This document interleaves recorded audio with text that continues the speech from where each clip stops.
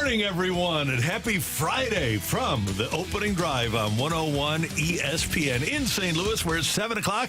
Your time check brought to you by Clarkson Jewelers, an officially licensed Rolex jeweler. Danny Mac just looked at his phone, told us it's going to be a beautiful day. Brooke Grimsley is here, getting ready for the weekend. Matthew Rocchio, I'm Randy Karraker, and here is what the weekend is going to be all about here in St. Louis, Missouri. Really, it's going to be all about this. It's going to be fun.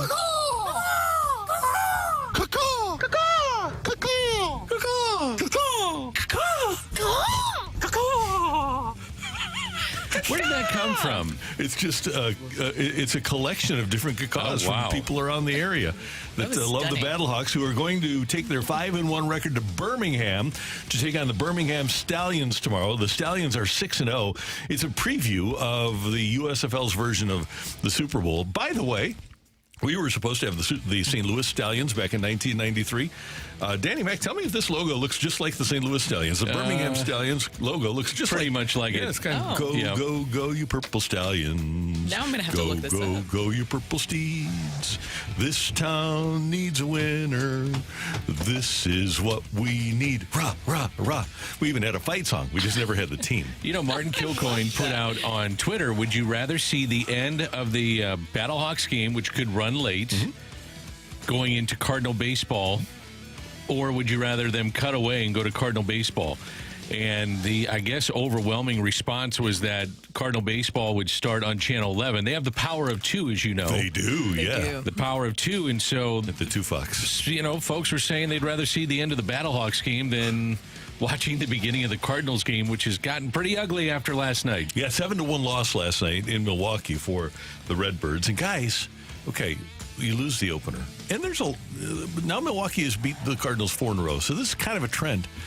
If the Cardinals lose the next 3, they'll end the weekend 10 games behind Milwaukee for first in the division. I was saying that yesterday, man. This is an important stretch of games and not off to a good start. It just really feels pretty bleak right now. I know that it has felt bleak, especially when you add the Wilson Contreras injury, but then you want to see the response from this group. And that's what I keep saying over and over again is, okay, something bad happens. What is your response the next game, the next series? And for you to come out in the opener like that, where you drop it 7-1, Sonny Gray imploded in the game, which that isn't something that we've seen from him this season. Through 5 starts, Gray had allowed a total of 6 runs and only 3 were earned. And then he goes into that game and it imploded in the first inning, giving up 3 runs. And he also allowed 3 homers, which is something that is very uncharacteristic. He hasn't done just that. He had, just 1 homer that he's allowed this entire season. And then on top of that, offense. We keep having to talk about it, but in that 5th inning, they loaded the bases with nobody out. And what happened? Nothing. They didn't get anything out of it. They've had 9 times, I was looking this up, 9 times with the bases loaded, nobody out this year. They have 1 hit. Oh, man. They got a couple walks, and they have 1 hit with the bases loaded and nobody out. What a stat. I don't know if you guys felt this way, but after the first inning with Sonny Gray, I felt like this is the first time they looked defeated. Yeah, they like they had no chance, right? Yeah. Me too. And other games where they've been behind, I felt like there's a chance of a comeback. There's an edge to it. They're trying. And I'm not saying they weren't trying last night, but to me, they just looked like they were ultimately defeated. And Sonny Gray, that's his, for me, in watching him, his lack of command and lack of a breaking ball, that was the most glaring thing that I saw in his start. You're going to have some clunkers. It comes at the wrong time. And as you said, Randy, Milwaukee has won 4 in a row. They've got momentum, and the Cardinals are now, 7 games back in the Central. And here we are looking at May 10th. That's not good. Well, and you're looking at the group, you're talking about that. They did look defeated. So if your team is showing you that, what is the response from the dugout and also from your coaches, manager, and from the front office? What do you want to see? A fight. I want to see something. I want to see some sort of life given from this group. I mean, just an honest question. I don't know where they go from here. Just what do you guys see? Well, that's the thing. What do you want? It looks like, and we are well into the season now. We're past a quarter of the way, right? Are we at a quarter of the way through the season? Yes. Yeah. We are. It looks with this trend, and Dan, I'm with you. I'll go to Memorial Day. I'll give them another 20 days. But it sure looks to me like there is a regression on the, and I'm not talking about with a chance to win here. I'm just talking about in general. Yeah, can somebody turn it around?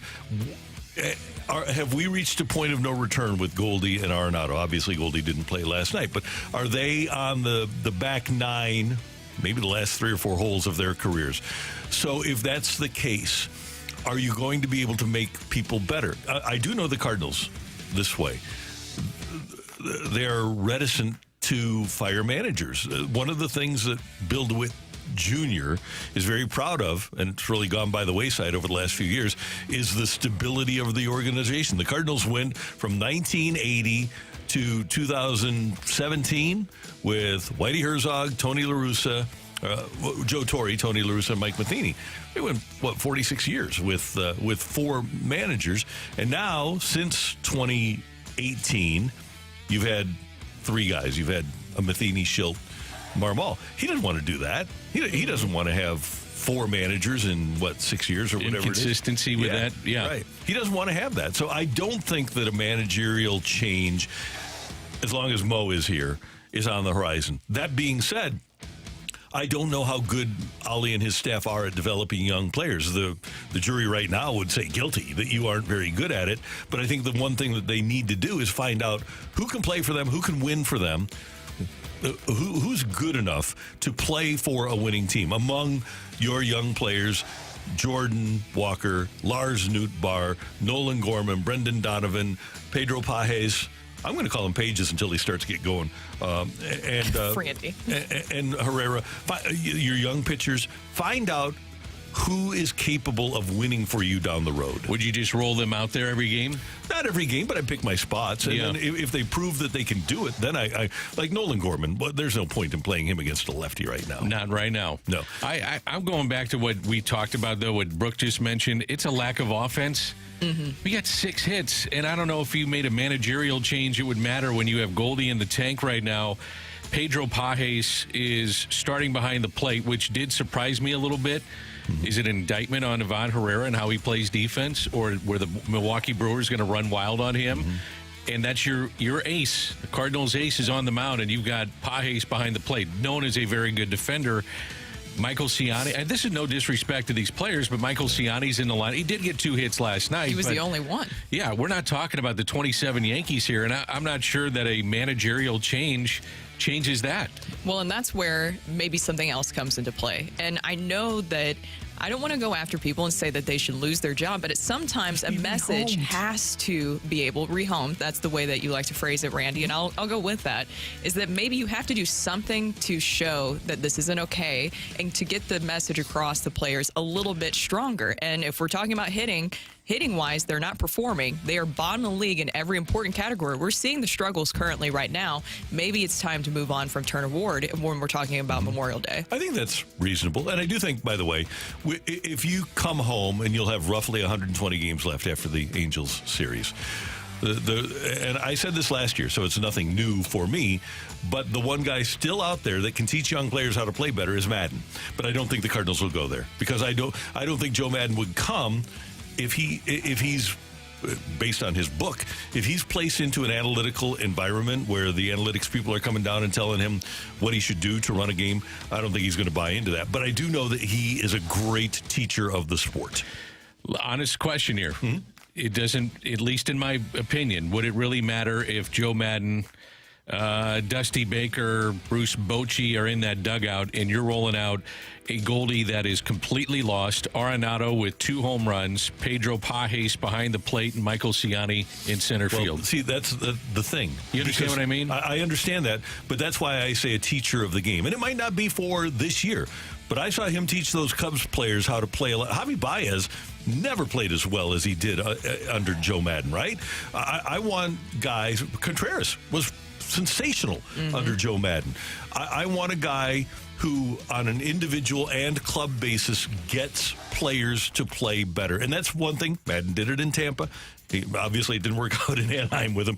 He did it in Chicago, and I know he can do it. That's the only reason I would do it, because anybody else that's out there right now that doesn't have a job, I don't know if they can do it. And the thing is at this point, you have to get something out of these young players. So what you're talking about is on the developmental side, which is something that we have seen regress as well. That's what you need to look at is, okay, this team is what it is. Last year was not a mulligan. I think that's very clear because of the carryover of what you're seeing this season. So you have to start chipping away, figuring out what you can address till you get to the point of, all right, what do we have here? How do we start turning the things around and into the right direction?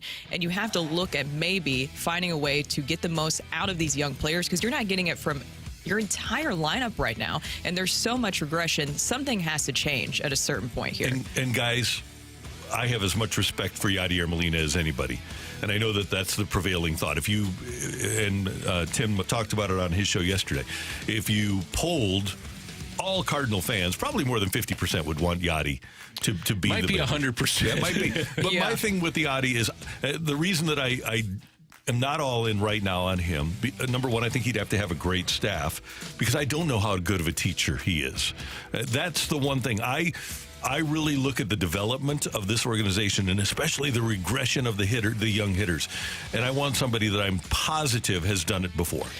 Let me ask you guys this, too. I'm going to throw this out at you. Do you think Yadi, out of respect to Ali, has stayed away, knowing that the heat is on Ali? And I understand that he signed up as a consultant. I was very disappointed that he wasn't at spring training, but out of respect to Ali, and those two are very close. Mm-hmm. Ali wanted him in the dugout, or as long as he wanted to spend time with the club. I do wonder if Yadi has stayed away out of respect to Ali to make sure that the heat isn't turned up even more. I think that's a great positive thought, because my thought is Ali or Yadi isn't around because your young catchers aren't getting any better without him here. And I think the team not improving increases the heat on Ali and allows Yadi more of a chance to get the job. That's the then he's flip not side of this thing, associated. too, yeah. Isn't that funny that we we look at this from such different perspectives, but either one could be the case. 100%. Or he could just, like they say, he might really have family issues in Puerto Rico that he's handling too. I know, and I had a breakfast with Ali right before spring training, and I asked him about Yadi, and genuinely he was like, man, I want Albert back if he wants to come back. I want Yadi in uniform. He said, I've had great conversations with Yadi to be a part of what we do, and hopefully we see him in spring training, or he wants to be around the ballpark. He's like, I want the best voices I can to be around our players, and that means Yadier Molina. Again, I just wonder, Yadi, out of respect, is saying, I'm staying away. And I get your perspective, too, Randy. You know, if this thing goes in the tank, it becomes more popular to say, well, let's go get Yadi. Let's go get Albert. Let's go get Jim Edmonds. Let's go get Chris Carpenter. Let's get the band back together. There's another one. Yeah, I can see both sides of that, too, because as we saw Yadi behind the plate his entire career, he's a competitor, so that could be part of it. Now, him not being around spring training, I think that is something that definitely hurts it. I would just want to know his commitment level if he does theoretically become the manager of the Cardinals or any team, but it seems like eventually Albert Pujols, another one, he's even mentioned that he wants to be a manager someday. I think he'll manage in the Winter League coming up. Yeah. Albert is. Albert and Yadier Molina, either way, I can see both of them being managers at a certain point. Now, do you ever see them being managers of the Cardinals organization? Here's the thing with Yadi. If we get to August and the Cardinals are like this, so they're 5 games under 500, and his basketball team is in the championship again, what's he do? Randy. He goes to watch some hoops. Yeah, he left the team As to a watch player, he left. Yeah, right. So it's a legit question. It is. What's your commitment? Yeah, right. They had a couple of shots last night. The Cardinals did, and the one that stands out with the bases loaded, nobody out, and you saw Ali. It was almost like, without doing it, just throwing his hands up and saying, are you kidding me? What else can we do? We've got a situation to get back in the game, and he's exasperated with what's going on. Kyle Gibson against Freddie Peralta tonight. Peralta 3-1 with a 3.49. Gibson has been the Cardinals stopper. As great as Sonny Gray has been, Gibson has been right there with him, and that's a 6:15 game tonight in Milwaukee. The playoffs continued last night, and some fun stuff is happening in the NHL and NBA playoffs. We'll hit on that coming up next here on the Opening Drive on 101 ESPN. ESPN. Major League Baseball is back on ESPN tomorrow afternoon.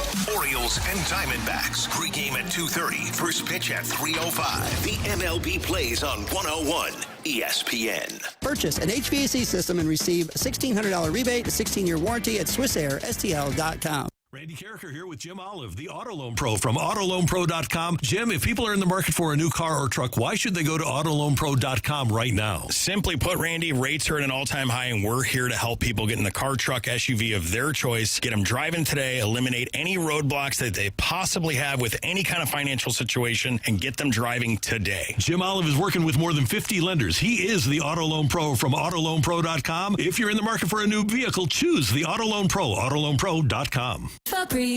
So my home is also my office. And before I can focus, every room's gotta be clean. That means tidying up and spraying my Febreze Air Mist. Ooh, that's fresh. Febreze Air Mist scents are all high quality. They fight any weird funk, and they give my air an instant boost of freshness. So not only does my home smell good, I feel good too. After I Febreze, it's time to start my day. Breathe happy, Febreze, la la la la la. As a roofer, spring means the start of my busy season, which means I've got to get organized. With help from Beacon, I can save time with Beacon Pro Plus and 24/7 access to live pricing, delivery tracking, order history, and more. Plus, this spring, I can earn $1,000 and the chance to win a $25,000 backyard renovation just by buying my CertainTeed shingles online with Beacon. No purchase necessary. Now that's what I call a spring cleanup. Visit BECN.com for official rules and to start earning entries. Hey, it's Jamie Rivers for Window World. What do I love about Window World? Well, they're all about customer service and customer happiness. They're just a straightforward company with quality products professionally installed at a low price. They want to improve your home, and with Window World, you can make the improvement because they are now offering 18 months same as cash financing with approved credit, plus a lifetime warranty that covers all parts, glass breakage, and labor. Call for a free in-home estimate at 314-993-1800 or visit windowworld.com. 101 ESPN has your chance to score free tickets to Santana with special guest Counting Crows on Saturday night, July 27th at Hollywood Casino Amphitheater. Get all the ticket details and get entered to win those free tickets for Santana and the Counting Crows right now, either at 101ESPN.com or on your 101 mobile app. This is the opening drive on 101 ESPN. Brought to you by Sumner.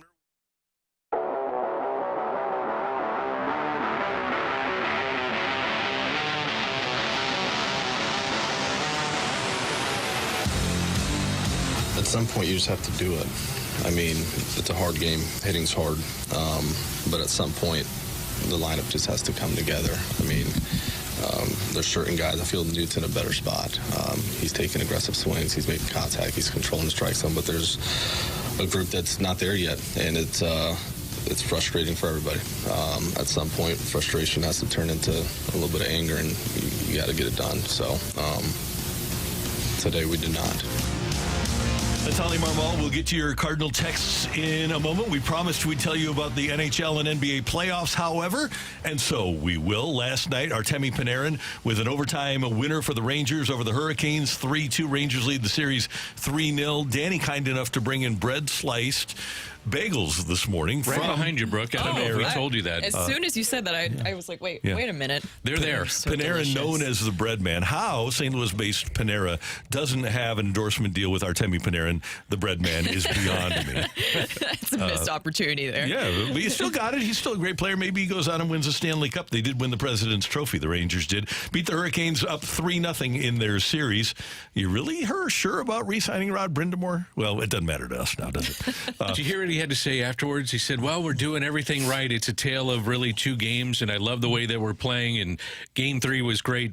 You didn't win. No, it's not. You got to win. That's not the way you do it in the playoffs. Yeah. And the Stars took the other night, Dallas had a 3-0 lead over Colorado and lost 4-3. Last night, they had a 4-0 lead over Colorado, and Colorado came back again. Dallas wins it by a score of 5-3. The series even at a game apiece. NBA playoffs, the Celtics were just drilled by Cleveland, 118-94. Boston, they just need to wake up. They're tied 1-1 with Cleveland. And Dallas wins at Oklahoma City, 119-110. And that series is even at a game apiece. Okay, this text to the Air Comfort Service text line, 314-399-9646, 314-399. Yo-ho. Yo-ho. There we go. Can't stand you guys throwing Goldie and Nolan under the bus. I'm at the point where even though they're my favorite players and I want them to retire as Cardinals, a part of me wants them to be traded just so they can rake for another team and you can eat crow.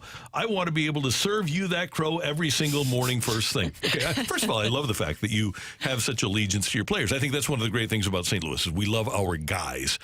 But I don't think it's unreasonable to suggest that a 36-year-old and a 33-year-old are on the back nine and are having, especially Goldschmidt, a bad first half. If you think that Nolan Arenado is going to be as good as he was in his first year with the Cardinals, I think you're hoping for something that's not going to happen. Hey, we'd all love to see them turn it around and be what they were a couple of years ago, but without helpers like Barry Bonds and other players had in the late 90s, early 2000s, Father Time is undefeated. Yep. It really is. And the thing is with Paul Goldschmidt and Nolan Arenado, those are the guys who are getting the big contracts and the money. So a lot of pressure comes with that. And right now, pressure is supposed to make diamonds, but it's really making coal with this team. And you look at Paul Goldschmidt, the regression you're seeing, I hope it's not age-related, but at this point, it's even more than that. He just looks completely lost at the plate, which is why he got back-to-back days off.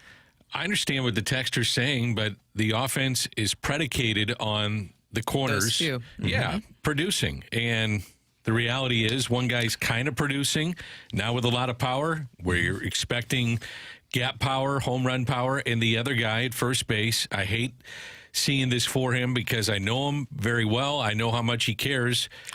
He's just not producing. He's lost. Danny, you and I both, and Brooke, you weren't here yet.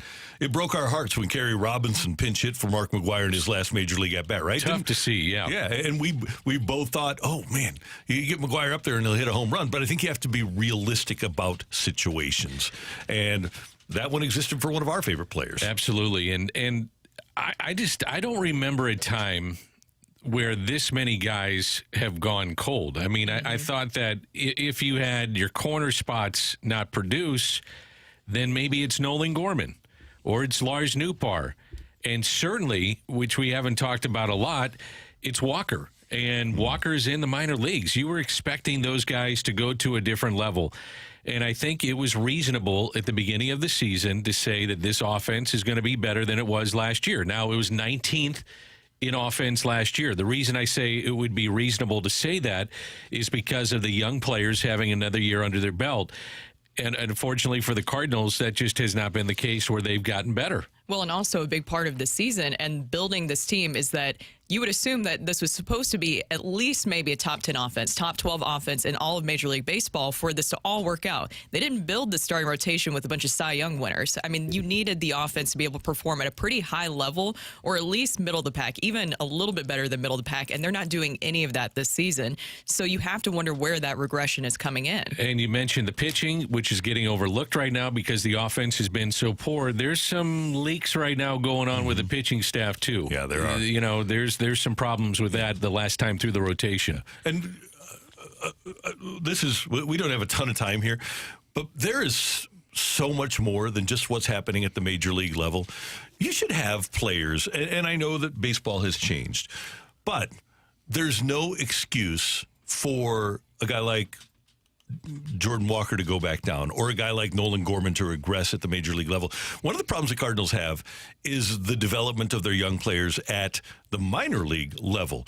And I know that I say this too much, and I know that it's probably not a big thing in the big picture, but the Cardinals have one former player with substantive major league experience coaching in their minor league system, and that's Bernard Gilkey. I think that's an issue. And think of all the brain drain that the Cardinals have suffered in the last decade. When you lose a guy like Brent Strom, who's been a World Series pitching coach. When you lose a guy like Mark DeJong, who retired because Mike Schilt was fired. When you lose Mike Schilt and Ollie Marmol. Ollie Marmol is a very good minor league teacher. feature, and you've had so many people, Pop Warner and Stubby Clapp, have made it up to the major league staff and haven't been really effectively replaced at the minor league level, where you now only have 4 teams rather than 6. I think so you don't have as many players to choose from or to teach. I think that one of the things we don't touch on enough is the brain drain from the Cardinals organization. A couple of things I think about is, have these prospects been overhyped a little bit? Mm-hmm. And the other thing I look at is that there are a lot of teams that are dealing with injuries. We talk about all the time in a rotation, all the arm injuries that are happening.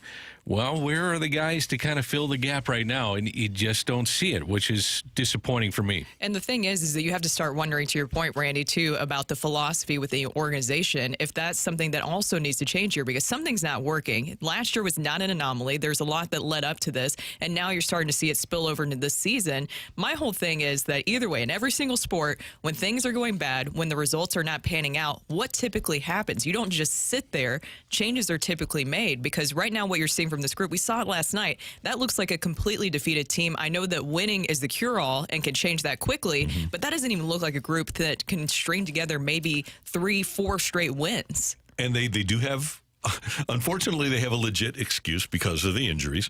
But you're right, this current group doesn't look competitive. They don't even look competitive. I'm not sure what you do, though. I think Brooke brings up a great point. I just don't know what direction you go in. I really don't. And I keep going back to this point. Goldie not being productive. You add in the lineup Pedro Pajes and Michael Ciani. These aren't world beaters, and you're trying to fill in with some of the injuries. Contreras going down, being your best offensive player. I don't know, Brooke. I don't know how you answered the question that you're posing. Like, what do you do is where I don't know exactly what you do right now. You can fire the coaching staff. Is that really going to make a difference with the cast of characters that you have? I believe it doesn't. And this is one of those holes and gaps that they're at. They're going to have to find a way to crawl out of it. I don't know how they do it, but they've got to do it. And the only way, again, I would do it is with an eye towards 2025. For example, when the Cardinals fired Ken Boyer in 1980, the team was 18-34.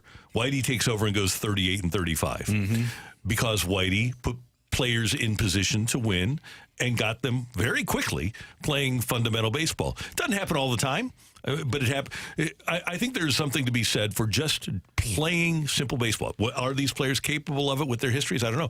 Remember, Dan, when McKeon brought Miami in 03 after they had made the changes. Yeah. And it was right after they had made the change. And we're watching that team saying, holy cow, they might actually do something, because all of a sudden they started playing good fundamental ball. So I thought about this last night, and I do think the Cardinals fundamentally are way better than they were a year ago. I think we all can agree defensively, base running has been a little better as well. I started thinking last night, like, what can Ollie do offensively to change this? Like, why he started running all over the place and doing the little things offensively. When you only have 6 hits, what can you do? You 6 times guys got on base, a couple of walks mixed in, but like, what do you do? I wonder if part of it, and again, this is getting into the weeds, but I wonder if part of it is attitude. Like when Schulte came in and started doing the ball talk, so much of the game is up here, and it looks like a lot of these, Goldie is a perfect example, are just messed up in the head. He's lost. Yeah, and I think there are certain players that just mentally right now are not, I'm not going to say they're not engaged, they're just not right at the plate. And that's one thing a new manager, a new voice can provide. A new message that's coming into the organization. We talk about all the time of bringing in other voices into the organization. I know that they hired Chaim Bloom, but maybe it's time to look at some other voices that can bring in a new perspective to the organization of what they can look at, because I'm with you, right? At this point, you have to start looking at what you can get the most out of these young players. You can't just go replace this entire team, this entire roster, so you have to figure out a way to maximize that talent. And Kim, let's just make one, I want to make one more point. If you guys have one more, you're allowed to. Different sports altogether. But look what happened to the Blues when both coaching changes were made. This year they got better under Drew Bannister, but the most notable change ever was the one when there's two of them. They turned from a bad team to a great team when Hitchcock replaced Davis Payne, and a bad team to a great team when Berube replaced Mike Yeo. Yeah, that's fair. You sometimes fall on deaf ears. I'm not ready to make that assessment yet in terms of making a change, but, anything's on the table right now when you're playing like this and coming off a year that you just had. I think that a change is needed at this point. I think that you can tell, and it's not all about just giving into the rabid fans, but right now I think that fans are rightfully upset because this isn't just something new. It's just not one bad season that you're starting out with. There's a carryover that's happening here, and especially when you're looking at things offensively, where is the change? Where's the progression? All I'm seeing is regression. And when you are talking about getting the most out of your talent, your veteran, your younger players, it's not happening at this moment. I wonder what the crowds are going to look like if they have a really rough road trip coming back home. Yeah. Could be ugly. Yeah. Could be ugly. By the way, I was wrong about the Ken Boyer record in 1980. He was 18-33. You were one off. I was one off. So Whitey comes out to Gussie's house at Grant's Farm, and they have a Budweiser and a blood sausage sandwich to talk over what's wrong with the club. The Cardinals fire Ken Boyer, who, a lot like Ollie, was beloved by his players. They loved Ken Boyer. Fire him between games of a doubleheader in Montreal. Jack Kroll takes over and manages the second game, and then Whitey takes over the next night, and it looked like in Atlanta. And, man, it looked like a different team, and Whitey winds up going 38-35 before becoming GM and turning things over to Red Shandy. Just my concern of watching last night, first time I saw the team completely defeated. Yeah. And that would be a major concern when I look at this team. I think it's time for a shakeup. Something has to change here. At least it didn't happen between games of a doubleheader. I can't believe that even happened. Isn't that incredible? I cannot. Talk about a heartless. Kind of funny, though. It's a good memory. Coming up. Randy. Okay, it's a memory. Coming up, we're going to talk to Jay Delsing about what's going on in the world of golf. Man, Rory McIlroy doesn't take jobs, gets new jobs. They invent jobs for him. He's got the kind of gig that we all need. He's next. Jay is on 101 ESPN.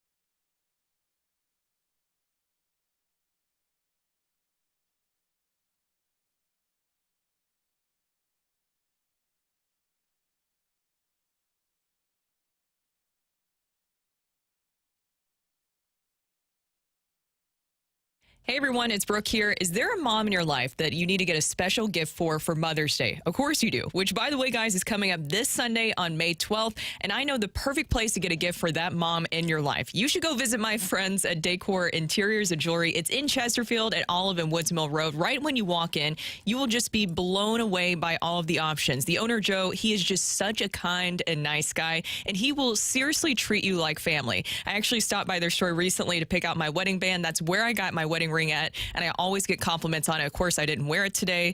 Why did I do that? Dan always is like, where's your ring? Because I talk about it and I'm not showing it. It's at home because I'm working out afterwards. But when I do wear it out, Dan saw it yesterday, I always get a lot of compliments. And that's what you should do. You should go by Decor Interiors and Jewelry, because that's what she will get if she gets a diamond or gem from there. So what's really popular right now?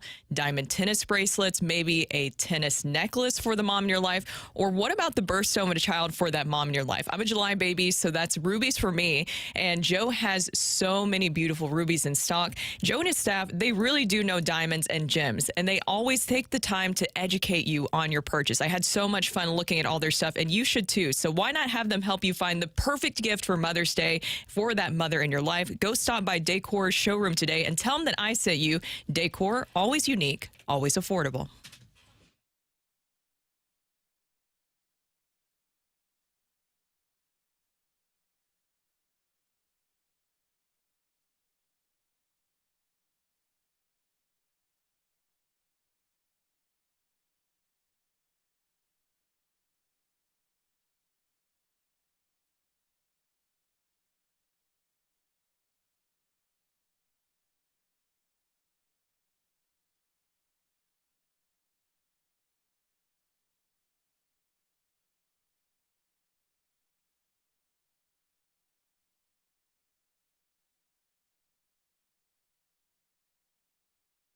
This is Rocky with your Sports Center update, driven by Johnny Londoff Chevrolet and Johnny Londoff Autoplex. The Cardinals get hammered in Game 1 of their series against the Brewers, 7-1 last night. Sonny Gray with his first bad start for the Cardinals. 5 innings pitched, 7 hits, 6 earned runs, 1 walk, 6 strikeouts, and he allowed 3 home runs to the Brew Crew. Cardinals will look back to get in the W column today. 6:15 first pitch will be Kyle Gibson on the mound for the Cardinals, facing off against the righty for the Brewers, Freddie Peralta. Peralta on the season, 3-1 with a 3.49 ERA, but he is sitting with a sub-1 whip. Last night in the NHL playoffs, Rangers and Hurricanes go to overtime, but the Rangers are able to pull it out. They increase their lead to 3-0 on the season. They are also 7-0 throughout the playoffs, and the Avalanche fall to the Stars 5-3 as they tie that series up 1 game apiece. That is your Sports Center update, driven by Johnny Londoff Chevrolet and Johnny Londoff Autoplex. See them at londoff.com. Chevy, together we drive. Are you kidding me?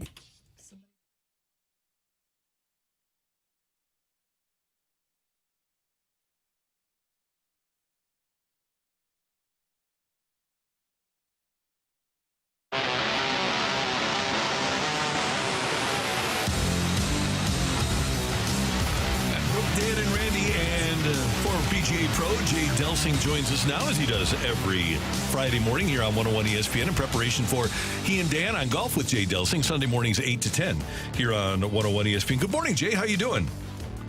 Hey, good morning. I'm doing great. And Randy, I cannot believe you were a game off on your Ken Boyer. I know. I'm glad that one. I mean, what is the world coming to? Was it 34? Was it 33 losses? Let's go, Randy. 33. Let's go. Let's get your back straight. On our show, Randy, we're trying to get anywhere within the vicinity of the fact. Anywhere. That's true. Hey, it's very true. So, Rory reported the other day, accurately, I might add, that he was not going to be a member of the PGA Tour Policy Board. He was going to replace Webb Simpson, and then apparently, politically, he was held out of that. But now they essentially have created a position for him on the negotiating board. What does this mean? Well, it kind of means Roy's getting whatever he wants.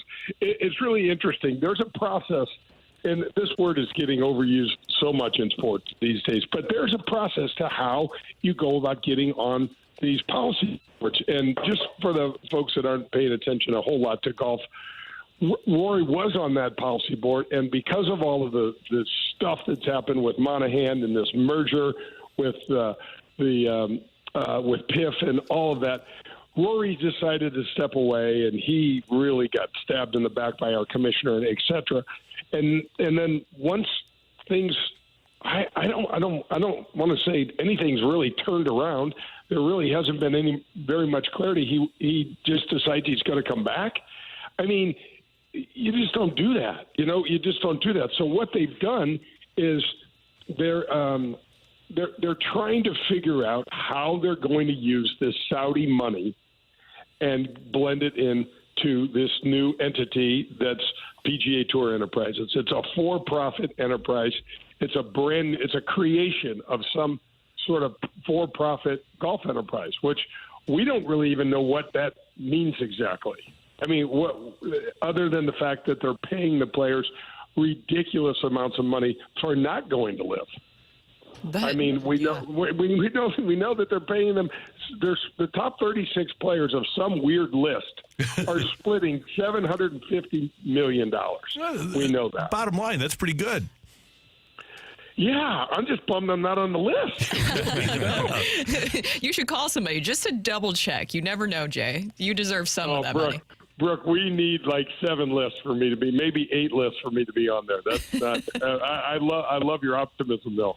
Now, of course, sticking with everything with Rory McIlroy. I mean, now there's just a million different stories coming out about who maybe he's having a rift with, what's caused all this. If you could just point to one thing specifically, do you think that it has something to do with him wanting the World Tour, and is this actually just better for American golf that he wouldn't be as involved?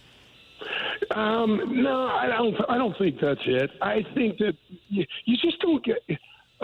I don't know how to explain it well, but let's say this was me, and I was on the policy board, and I have these daughters, and I have this life, and I just said to those guys, I can't do this anymore. It's taking me too much time away, my career, the whole thing. I just need to step away. And every single one of the guys would have said, fine, no problem. But then I roll back 4 or 5 months later and say, okay, now I want to come back on. They'd be like, no. You're not doing that. It's just you just don't get to do that sort of stuff. We have certain regulations in place, and you have to adhere to it. And for him to, I'm a huge fan, by the way, but this guy has waffled and said he absolutely got stabbed in the back publicly, maybe larger than any sports figure ever has by his own entity. He really has. He was the face of the PGA Tour through I hate LIV, all these things he was saying. And then on June 6th last year, our commissioner comes out and says, we're merging with LIV. And so he got absolutely, blindsided, whatever word you want to use. But, man alive, you just don't get to – I mean, there are rules and there are processes and there are voting things. I mean, like, look, if they said, well, here's what we're going to do. We're going to put you back on the ballot once – I think Webb Simpson is the next guy that naturally falls off. Then we'll put you back on the ballot, and if you get voted in, great, you can do it. But you're not going to be allowed to just walk in and do whatever you want. Jay, it's interesting. Rory has talked about, as Brooke mentioned, a world tour which would take events away from the U.S. markets. You played for nearly 30 years on the PGA Tour. You know how important some of the secondary events are, maybe not even the elevated events, clearly, but the secondary events. Can a PGA Tour entity survive without being in the U.S. markets every single weekend? Danny, great point. I mean, okay, so let's take LIV. Last, week ago, they played in Singapore.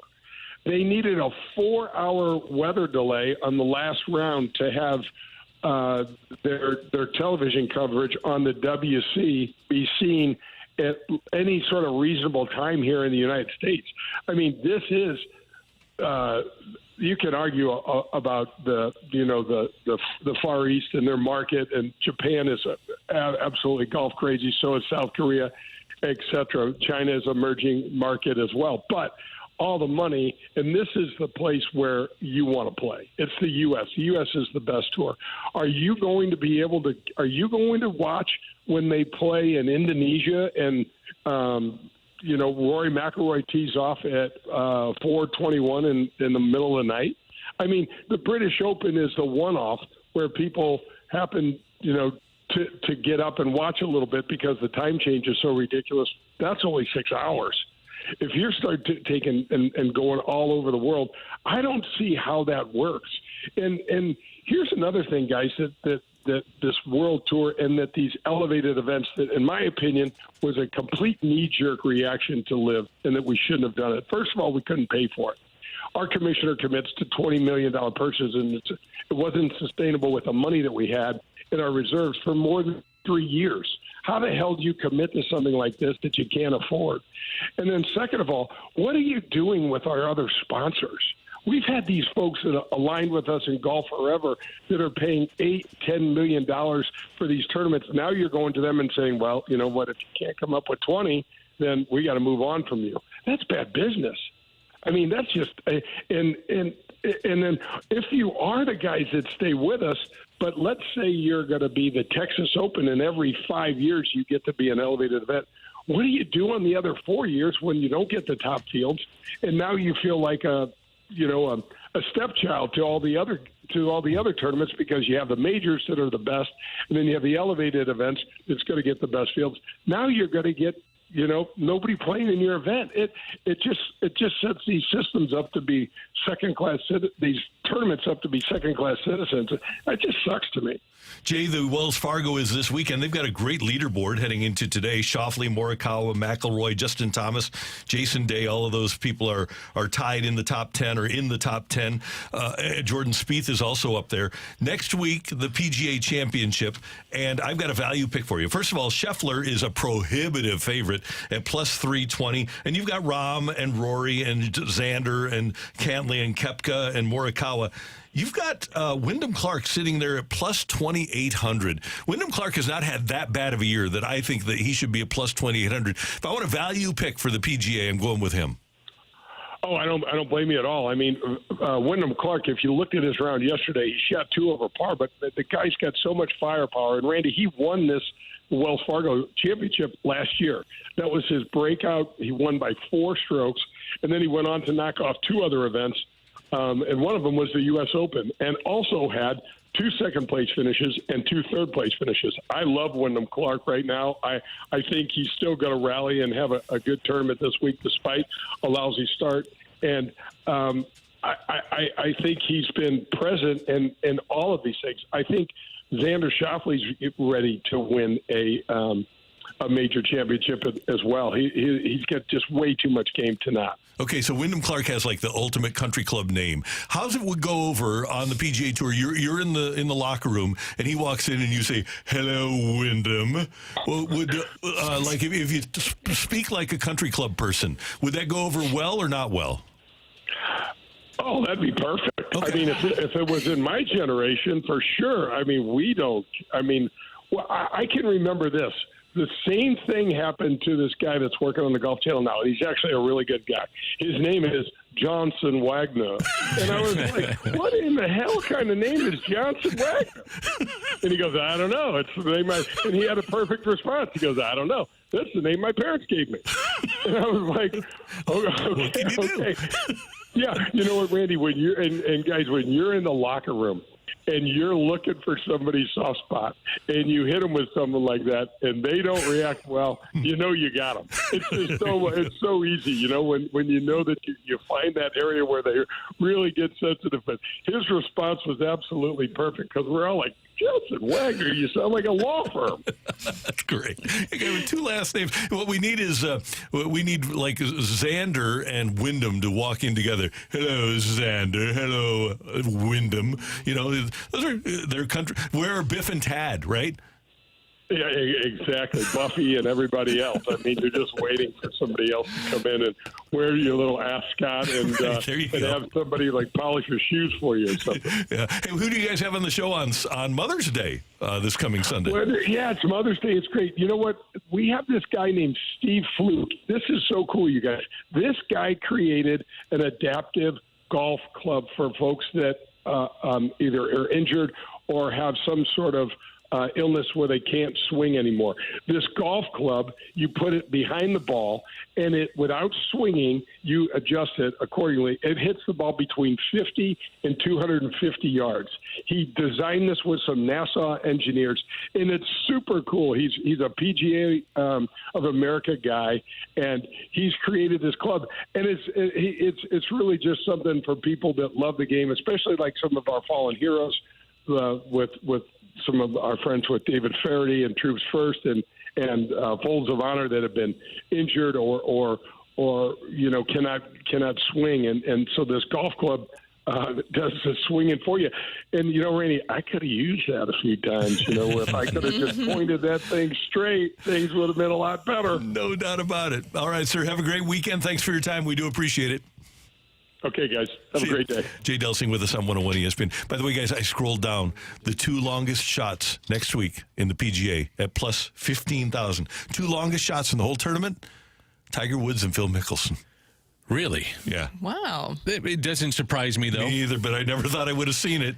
You know what's cool at the PGA Championship, even though you may not like Liv, Taylor Gooch and a bunch of these guys have been extended invitations, so you truly will have the best field in golf coming up. Absolutely. Coming up for us, take it or leave it, get your text into the Air Comfort Service text line, 314-399-9646, 314-399. Yo-ho!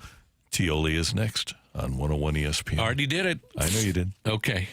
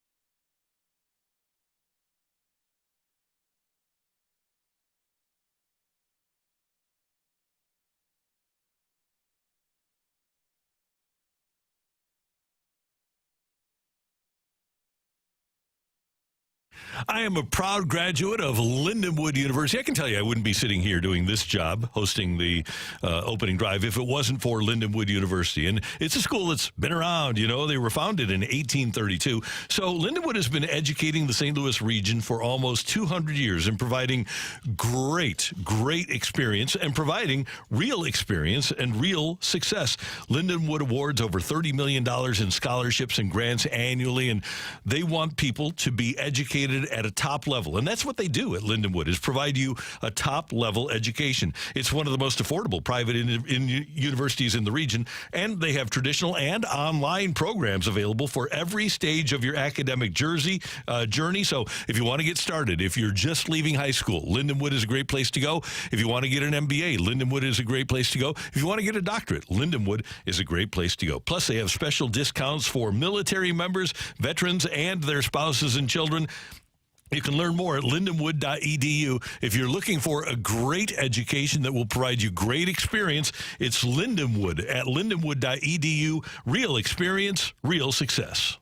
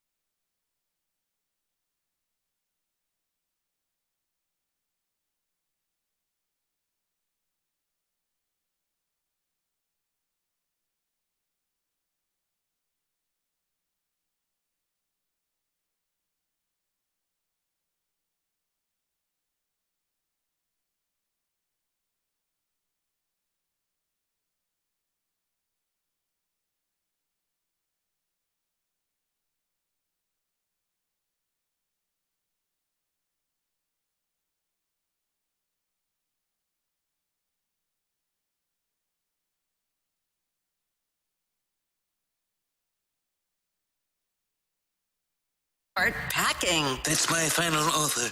Take it or leave it.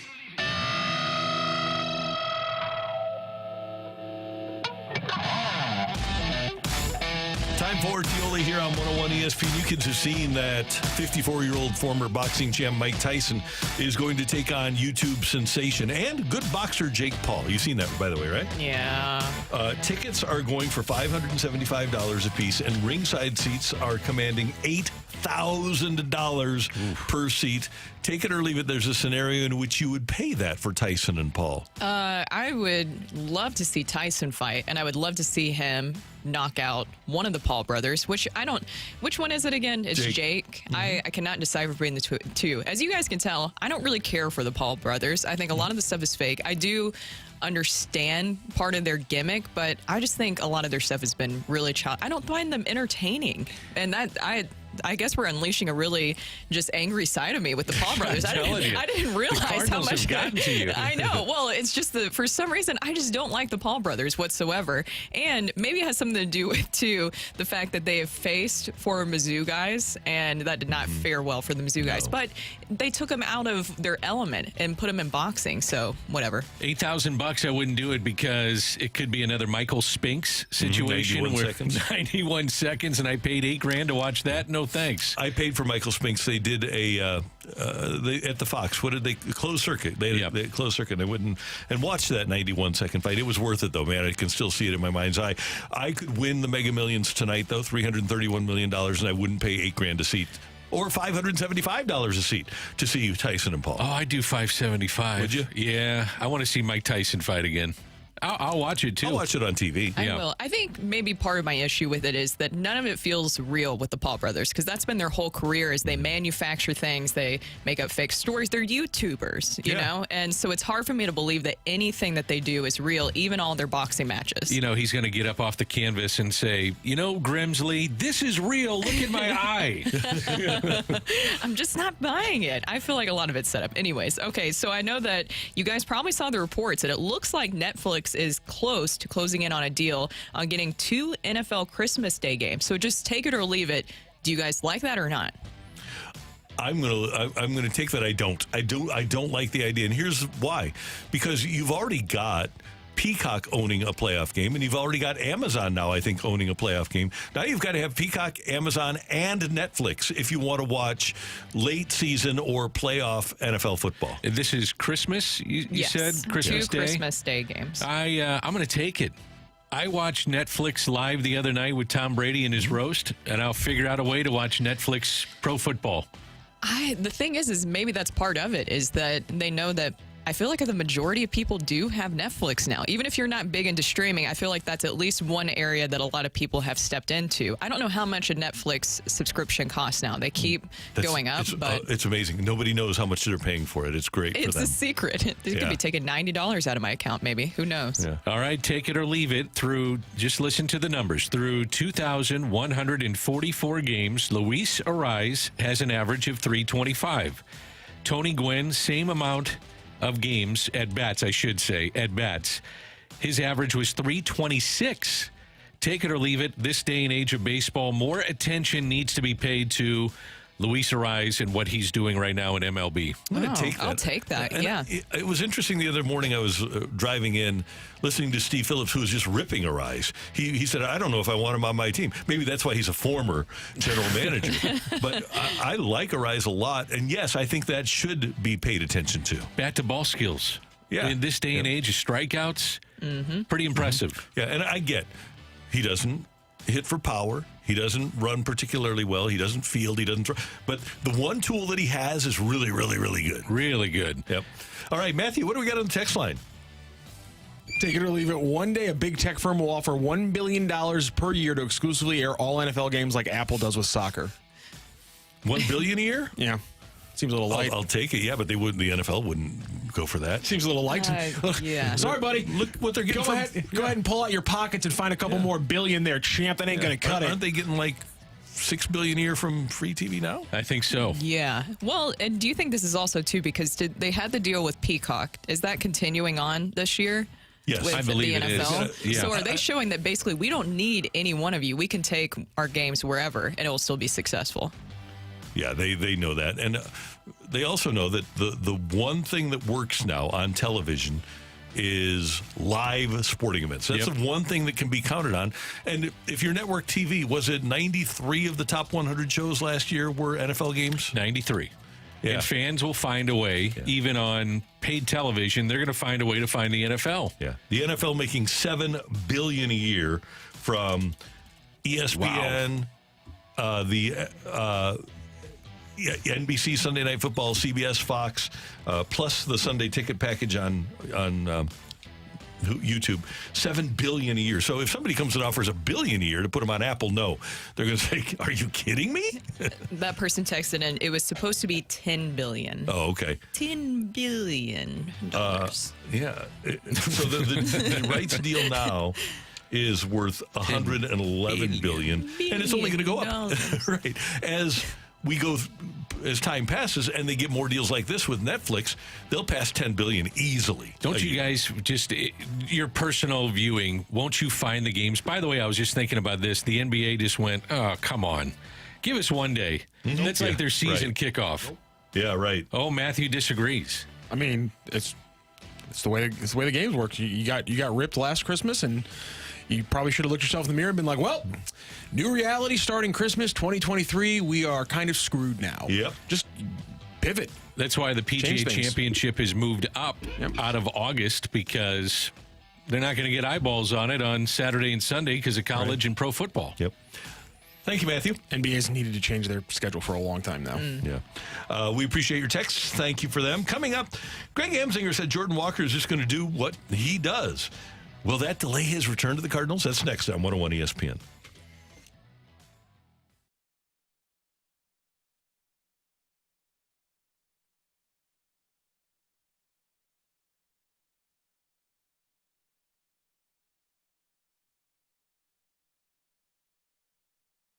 Hi, it's Randy Karraker for my friends at Golf Discount of St. Louis. When I'm adding a new club to my bag, I go and see the expert club fitters at Golf Discount of St. Louis. Equipped with GC quad launch monitors, their custom fitting studios have thousands of club and shaft combinations from all the top brands, making sure you get the perfect club for your swing every time. Plus, their fittings are always free with a club purchase. Locally owned and operated, now with 3 locations in O'Fallon, Missouri, South County, and now open in Edwardsville. It's the place to be for your golf needs. Golf Discount of St. Louis. BT here with you for my friends over at Mentality. Fellas, maybe you're dealing with low energy, a lack of motivation. Maybe you're moody, could be irritable. You know what these are? These are all signs of low testosterone. It doesn't matter what age you are. That can affect any man out there, but there's an answer. The answer is Mentality, and you got to check them out at the website, lowtusa.com. That's lowtusa.com. Mentality is also covered by most insurances, fellas. Get in there, check them out. It's Mentality.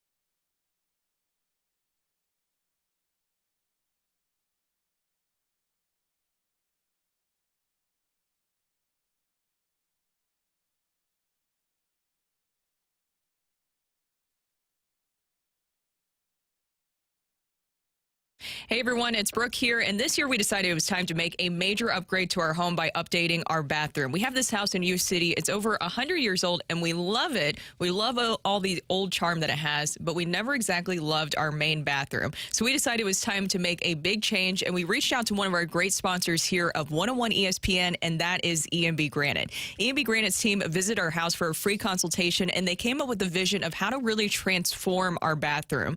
My favorite part of working with EMB Granite was stopping by their amazing showroom to explore their large selection of in-stock custom countertops and cabinet options. Of course, I had a lot of fun picking out the new colors for the bathroom. Jen was the one who was working with us, and she designed everything, and she has been fantastic to work with. And that's what they've been doing there at EMB Granite, turning visions into realities for over 20 years. Schedule your free consultation by calling 314-645-9300 or go online to embgranite.com or stop by their amazing showroom today and make sure you mention that I sent you. Jamie, Anthony, our guy Stewie here. Stewie, I know a lot of self-employed people that they don't know if they can qualify for a loan. How can we help? You know what, Anthony? I know about self-employed people. They're trying to bypass Uncle Sam, filing returns, not filing returns, don't show any income. We have so many products. If you're going to buy a property, investment property, we can do it based on the rent. And there's so many other products that we have. Just call us and we'll let you know about them. If you've got a unique situation of any kind at all, Stewie's your first call at 314-324-4440, or you can Google the Bagel Loan. NMLS number 226715. The NBA playoffs are started, and maybe you've missed some of the games. Maybe you've missed some of the action on FanDuel. Well, don't worry about it. It's not too late to get involved, especially with FanDuel, America's #1 sports book. Right now, new customers get $150 in bonus bets, Carrie, with any winning $5 bet. Yeah, Jamie, that's $150 to use on same-game parlays, live bets, championship futures, so much more. Over-unders on a game, first basket score. You pick it, you can do it. There's no better place to bet on all the playoff action than America's #1 sportsbook. But guys, you got to get signed up. Go to FanDuel.com/fast to get started. Again, FanDuel.com/fast to get started. And then you can take advantage of that offer that Jamie was just talking about, $150 in bonus bets with any winning $5 bets. All courtesy of FanDuel, official sports betting partner of the NBA. Must be 21 or older and present in Illinois. First online real money wager only. $10 first deposit required. Bonus distributed non-withdrawable bonus bets, which expire 7 days after receipt. Gambling problem, call 1-800-GAMBLER.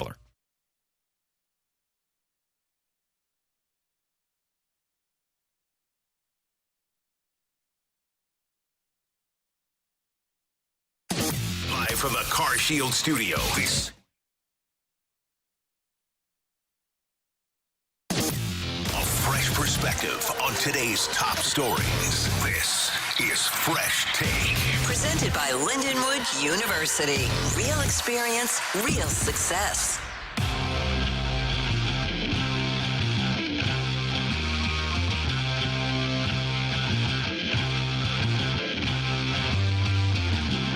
I think that driving the ball will come. I think that once if I consistently bear the ball, that driving the ball will come. I can't let that get to me too much, to be honest. And so I feel like before I was missing a lot of pitches, and now these past few games I've been hitting the ball, putting it in play, finding a way to get on base, and I feel like that's the key to success. Start there, and then as I catch more barrels, I'll catch more gaps. I think that's just what it is. I think it's just a process. That's Jordan Walker, who's playing for Memphis. It is 8:07. Your time check brought to you by Clarkson Jewelers, an officially licensed Rolex jeweler. By the way, if you aren't watching the Air Alliance team studio cam right now on YouTube, just go to 101 ESPN STL. There's a guy who Randy, don't even give him attention. Oh, no. He's desperate for attention right now on the YouTube chat. But I like it. So he's on the YouTube chat on YouTube. Just go to 101 ESPN STL. I support Ollie and the front office. All you fans in this chat are so fake. I hate fake fans. I love this guy. I love a real fan. So if you aren't checking it out, you need to check it out on the YouTube. That was actually me going to YouTube and putting that in. Okay. I never give up on my team. Y'all are fake fans. Go be a Cubs fan. They could use more fair weather fans. So I just kind of like it. I think it's fun to have that sort of sunshine lollipops type attitude. Bunnies and roses, if you guys ever see Brandon spelt with 2 A's? Is that what it's spelled with? Yes, it's Brandon with 2 A's. It's Brandon. Brandon. So, it's Dan. Okay. Yeah. I'm right here. Yeah, Brandon. Wait Tried to throw us off, but we caught you there with the spell. Wait a minute. Randy, what has he been doing on his phone over there? Yeah. Well. Uh-oh. So I support all the fake fans. I don't support the real fans. But anyway, no comment from Jordan Walker there about launch angle. He said, hey, once I start barreling balls, I'll be fine. And basically what he did last year, and he admitted it, was, I'm not worried about launch angle. I'm just worried about hitting the ball hard. He started hitting the ball hard.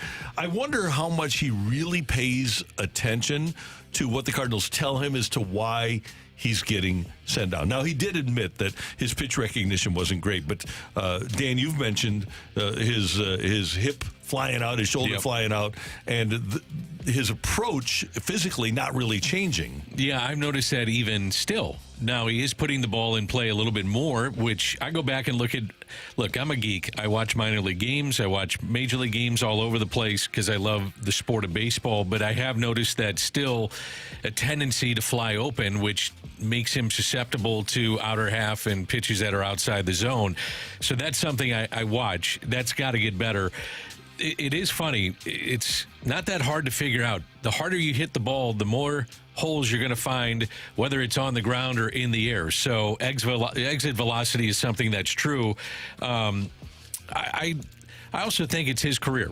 Mm-hmm. At some point he's been sent down, he's gone back and forth, and I'm a big believer that if you're frustrated with some of the tutelage that you may be getting, and they're trying their best to get him on track, ultimately it is your career. And if you're more comfortable going one way as opposed to what you're being taught, I think you do that until it doesn't work, and then you open up and say, I need help. Or vice versa. You gave me help. It's not working. I'm going to go back to what made me feel comfortable and what got me to the major leagues. And the thing is that I think a big part of it, Randy, to your point, and he pointed this out as well in his interview, that it's pitch recognition is a big part of it, and it's the big leagues. But honestly, this feels a little bit different than last year in the way of that it feels like it's more between the ears, because he talked a lot about just relaxing more at the plate. It's something that he struggled with when he was with the big league club, and he said it's definitely tough to relax up there. Those games are high stress, fans yelling at you, everything like that. But I think one thing I did better last year is that I didn't do too much at the start of the year. This is just telling myself that putting myself in a more relaxed mental state before the game. To me, this is what his stint down there is more about. Reps, pitch recognition, but also just relaxing more and pressing. And maybe that's part of the theme that we're seeing with the big league club. When you see even the veterans, the guys who know how to work through situations, they're pressing. Don't you think that also has an impression on the younger players? Yeah, it does. There's when he is up here and dealing with all of the things surrounding this ball club, and there is pressure on him to succeed. Yeah, I think he is going to tighten up, and he did. He said he needed to loosen up, and hopefully he'll be able to do that. But because at some point, hopefully he becomes a leader on this team, and the guy that he's looking up to, he's the guy that everybody else is looking up to. By the way, before yesterday, he had a 5-game hitting streak, and they sat him last night. Yeah, saw that. It's interesting with pitch recognition. A lot of times that means you're in between and you don't trust your hands. And I wonder if that's part of the pressure that he's feeling. And then all of a sudden it snowballs and technically gets you out of whack. And I would assume that that's one of the aspects of what he's dealing with right now, especially at the major league level. I hope, guys, that what he's saying, I hope the Cardinals aren't affected by the fact that if they don't like the launch angle, but the production is there, that they keep him down. My hope would be that if he's productive, doesn't matter what it looks like. I hope that ultimately it's results over process for them and for him. I think it is. At this point in his career, I'm with you, Randy, and it doesn't matter how you're getting it done. Just get it done. And with the way that things are going at the major league level, I wonder if he starts hitting, and even if it's not a lot of launch angle, if they're going to be, again, aggressive in bringing him up just because of the lack of production that they're getting right now at the major league level. Especially in their outfield. That's a big issue. And it's a continuing issue right now for the Cardinals. So what do you think is a realistic timeline for Jordan Walker and his return to the big league club? June 6th. You're going bobblehead night. Really? I'm going bobblehead night. If it happens, Randy, I don't know what we need to do, Dan. I know. You won't hear the end of it, I'll tell you that. I know. He's going to replay it about every single segment, isn't he? And here's the thing. He's 9 for 32 down there. He's hitting .281, but no home runs and 2 doubles, and they do want more extra base pop out of him. Does that concern you, the lack of power? Yeah, it does. A little bit, me too. I want to see a little bit more slug. Now, he's also taken 5 walks, which was a big part of him. That's pitch recognition. Yeah, right. So that's a big thing. Yep, I think so. I just wonder how much pressure he felt and how much it snowballed on him early on. Like, oh, man, here we go again. And I bet that was part of this, what's going on, too. Because at that point, Arenado really hadn't turned it on. Arenado's hitting better, but he had to be right there with Arenado and Goldie, and he had to pick up for those guys who weren't producing. Yeah. Right? You're 21 years old. And by the way, his birthday is... It's coming up the soon. 22nd. He'll be 22 years old. So, but that's a lot of pressure for a 22. It doesn't matter how many games you've played. If you have to be the man... That's a lot of pressure. It is, and I think at the time that he was in the big leagues, he still was the 4th youngest player in the major leagues. I mean, there's a lot of prospects that are way older than him that are legitimate prospects that are still in the minor leagues. So take the pressure off and let him get on track and then bring him back up. I just hope that he knows that he is needed. And it seems like he does. It's just more about relaxing at the plate. And he is just still supposed to be a part of the supporting cast. He is a young star, but when your main guys, the main cast members, are not performing well, the spotlight is brighter on every single person. I think that he was starting to feel that. I think, though, they looked at him being more than just a supporting cast going into the season. I bet they looked at him and said, he's going to have a good progression and becomes one of our, let's say, top 3, top 4 hitters in our lineup. And when that didn't happen, that caused a lot of problems. And he just didn't have, before his first major league at-bat, he only had 800 minor league at-bats and none in AAA. They really didn't give him much of an opportunity to blossom as a high school player either. And remember, 20, the year he got drafted, it was a COVID year. He didn't get anything accomplished. I just wonder if guys have been rushed a little bit. I've been thinking about this with Gorman and with Walker, and do I think they're major league players and hitters? Absolutely I do. But do I think it's been rushed a little bit? And then when you don't have success as a young player, does that snowball? And I bet the answer is yes. Yeah, that's another spot where the analytics and the numbers people, financially too, are hurting the game because players aren't completely ready when they get here. And the other thing it does is we always talk about that middle class of players that gets knocked out. Those players that are 28, 29, serviceable players, they get knocked out by the kids who are 2021. That's Dan. That's Brooke. I'm Randy. Coming up on 101 ESPN, the Stanley Cup playoffs and the NBA playoffs continue. What's your favorite playoff that's coming your way on 101 ESPN? So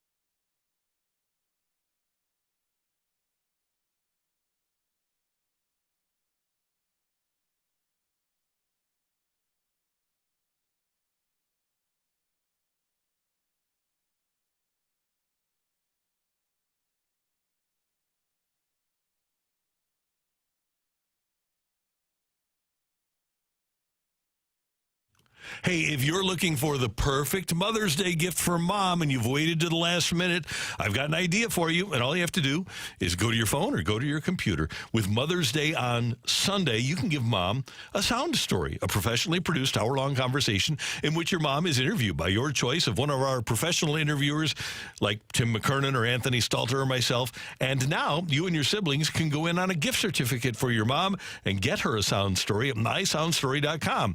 Now until Sunday, Mother's Day, enter the promo code ESPN when you go to mysoundstory.com and get 10% off that Sound Story gift certificate. Now, purchasing a gift certificate couldn't be any easier. All it takes is a few clicks at mysoundstory.com. You'll have the most thoughtful gift your mom will have ever received. Print it out, put it in her card, bing, bang, boom. You got it done in a blink. Preserve your mom's story, her smile, her laugh, and save it for your family to enjoy for generations to come. Just go to mysoundstory.com and enter promo code ESPN to get this Mother's Day special of 10% off a gift certificate for Sound Story. That's promo code ESPN at mysoundstory.com. Sound Story for you, for them, forever.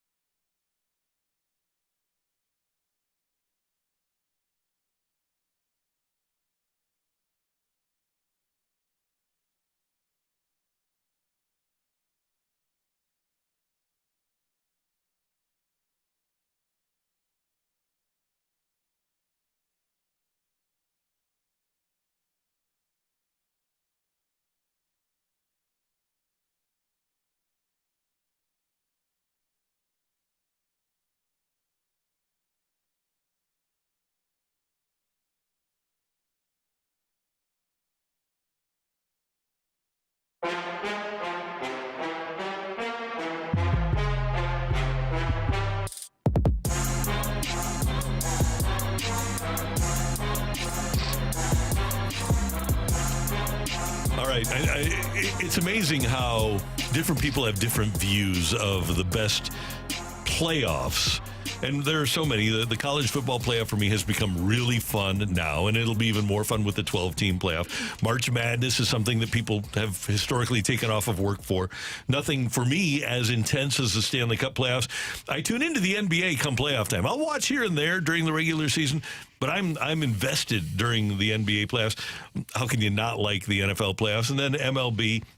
There's so many. So what do you guys, Danny, what's your favorite playoff if you could only have one left? You were mentioning my favorite last, MLB. Every pitch is on the edge of your seat. Every pitch has different strategy, and that's what I love about it. So I'm going MLB. I think that a lot of people, too, maybe don't like Major League Baseball because you hear speed of the game. They've worked on that. And they are wrong because they have worked on that. But also beforehand, you had to win your division. And some people don't like the mayhem of the wild card. I honestly like the mayhem of the wild card.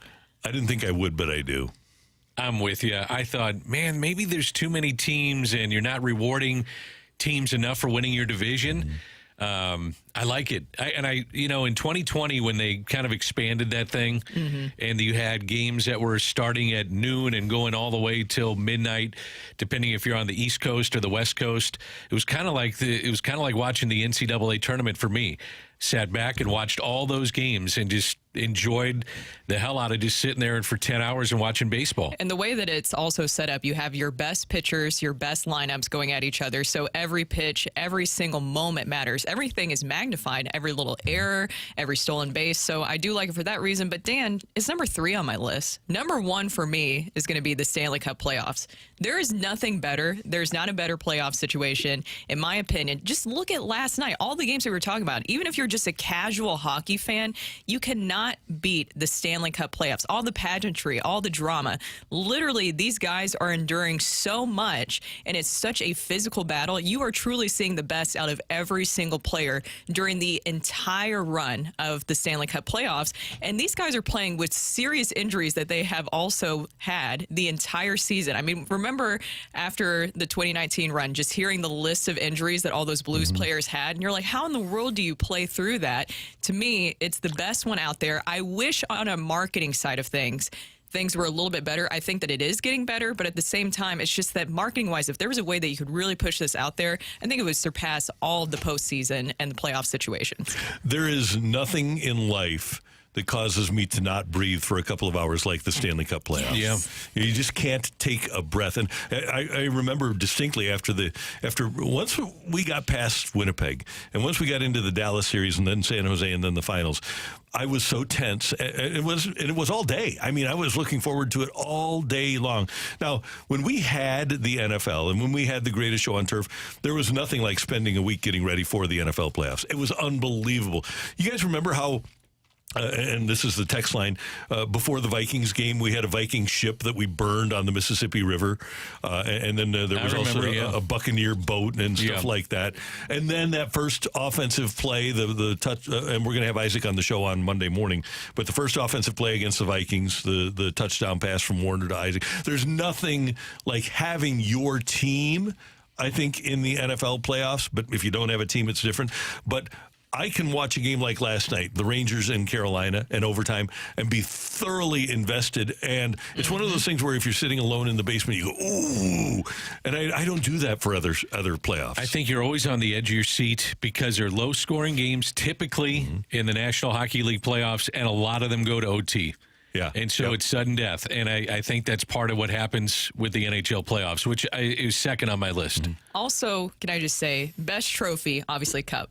Best trophy out of every single one of them, especially the way that they celebrate where every single player gets a moment with it afterwards. I think you can't beat it. I know that it's not allowed, but I need a tell-all book of everything that has happened with the Stanley Cup over the years. Yeah, I don't know if you want to know everything. I don't either.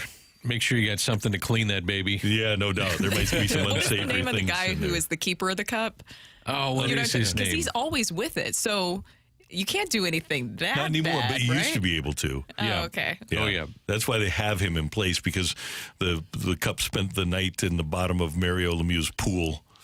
Like that. Right. Somebody's front yard. So how about you, Matthew? What's your favorite playoff? Oh, I know what he's going to say. The NHL is just, when your team's in it, it's fascinating. It's unbelievable. It is.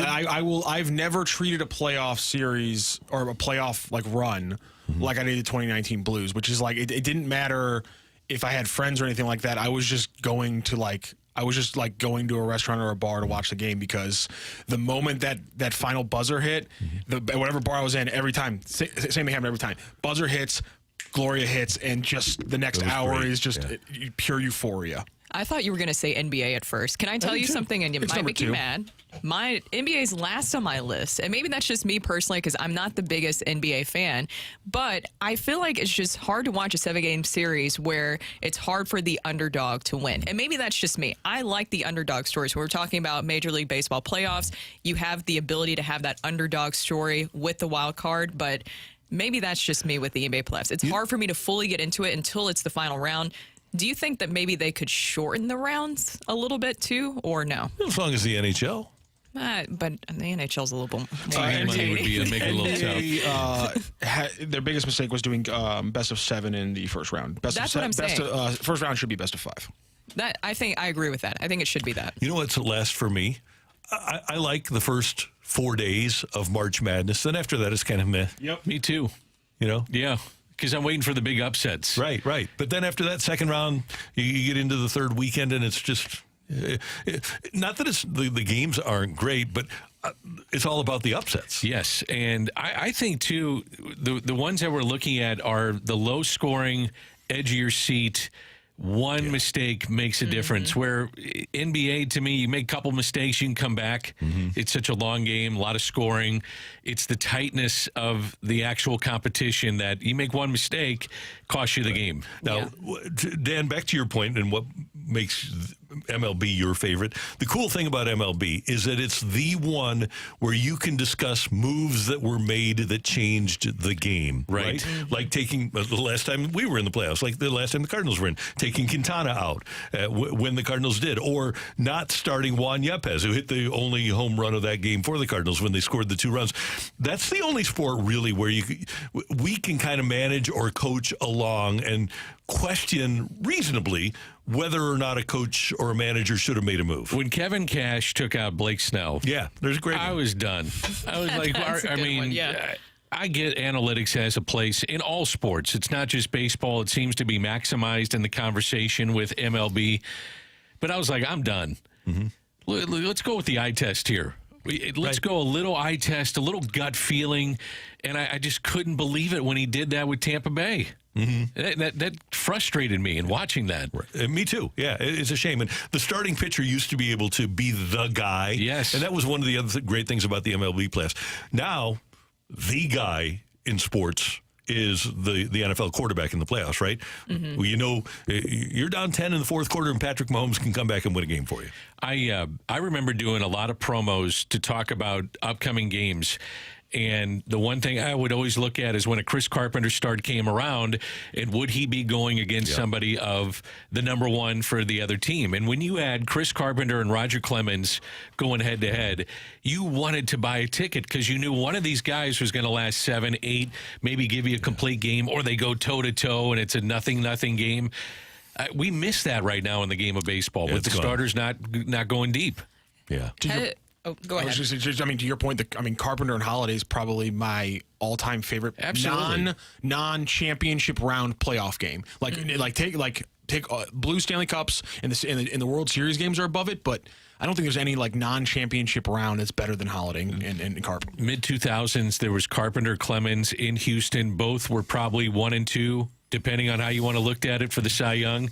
Chris Carpenter went out and dealt, and Clemens was good too, but he won that game. Talking about Carpenter, and that's what, in my mind, won him the Cy Young Award. Those kind of things are missing. Just one last question, because I think still top on the list. I know we mentioned the NCAA tournament with college basketball, but has your opinion changed of where college sports ranks with how you have transfer portal, NIL all now involved? And then on the college football side, you have the 12-team playoff format being introduced this year. Here's my thought. I got both.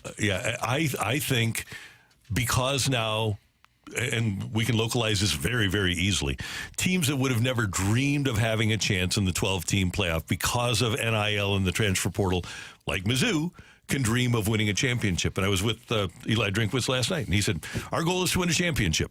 And the goal's always been to win a championship. But now, if you're a fan, you can legitimately dream about it. And that's because of the players that they're able to bring in because of NIL that they wouldn't have gotten. A player that will get starters money at Mizzou now.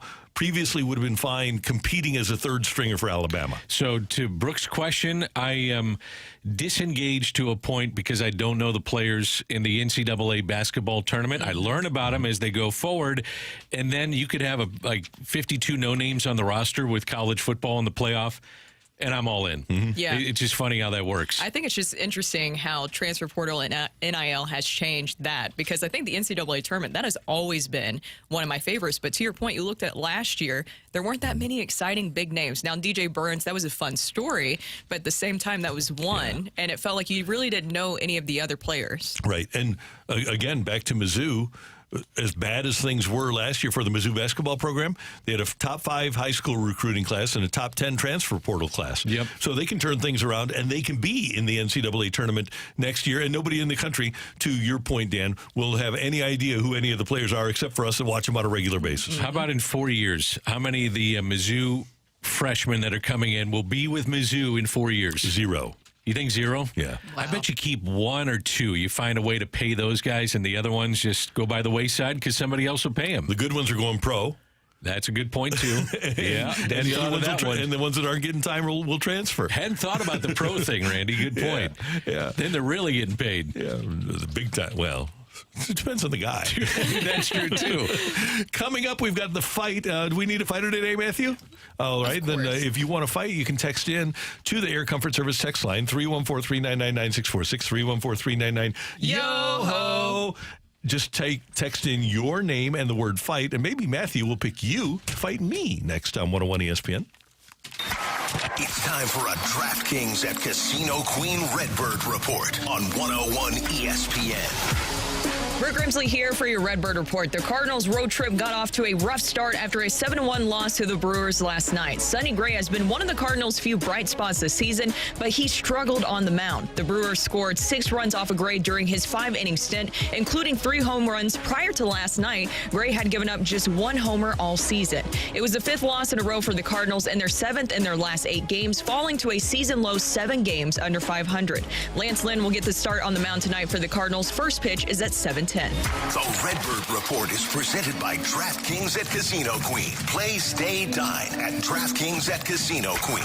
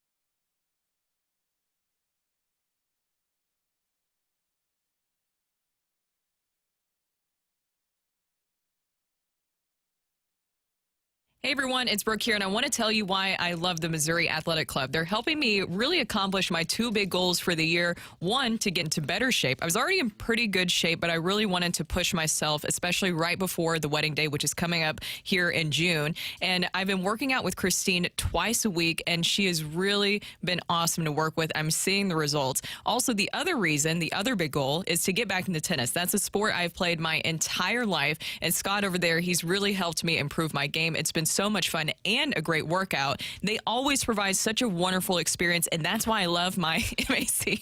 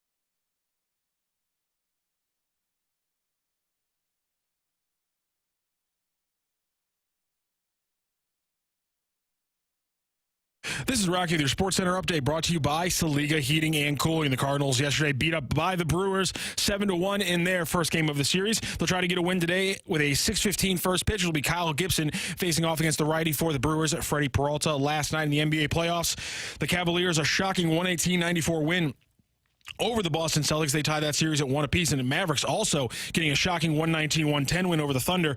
That series is also knotted up at 1 game apiece. That is your Sports Center update brought to you by Saliga Heating and Cooling, an independent American standard heating and air conditioning dealer.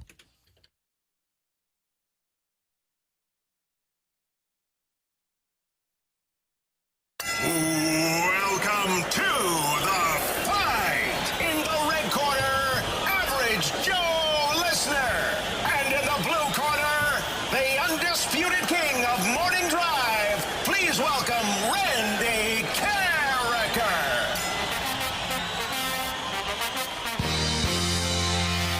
Welcome back to the opening drive. Brooke, Dan, and Rocky here, and it is time for the fight. And our fighter today is Aaron. Aaron, how are you doing today? Doing great. How about you guys? We're doing really good. I had to fight the urge to call you AA Ron this morning. I'm sure I'm not the first person who has made that joke towards you. No, you'll have to get in line on that one. Aaron, by the way, Aaron, have you ever taken on Randy in the fight? I do. Yes, I have. Within the last year, I think we tied and went into a tiebreaker, and I lost in that, I believe. Oh, yeah, I remember that one. That was a tight fight. That was good. Well, away we go. Here we go with question 1. You ready for question 1, Aaron? Ready as I'll ever be. Okay. Which Major League Baseball franchise is the only one without a pennant in their history? Is it the Twins, the Orioles, or the Mariners? Let's go with the Orioles. Is that your final answer? We'll go final answer. Question 2, happy 40th birthday to 2013 Cardinals saves leader Edward Mujica. Mujica was originally acquired at the 2012 deadline from which NL team? Was it the Pirates, the Marlins, or the Mets? Marlins. All right. On to question 3, Aaron. When Brett Hull won his first Stanley Cup with the Stars, following his return, let me just start over from the beginning. When Brett Hull won his first Stanley Cup with the Stars, following his run with the Blues, who did they beat in the final? Was it the Rangers? I am screwing this up, Dan. What is going on? It's a Friday. Don't worry about it. Rangers, Devils, or the Sabres? I'm sorry, Aaron. What are the answers again? Rangers, Devils, or Sabres? I just wanted to see if you could get it out without messing it up. I know. I think it's from the beginning, from the AA run. I've just thrown myself off. Right. Just give me Sabres. I don't remember. That's Thank a good you for choice. bearing with me here. So which relief pitcher is the only pitcher in Major League Baseball history to pass 1,200 games played? Was it Jesse Orosco, Hoyt Wilhelm, or Mariano Rivera?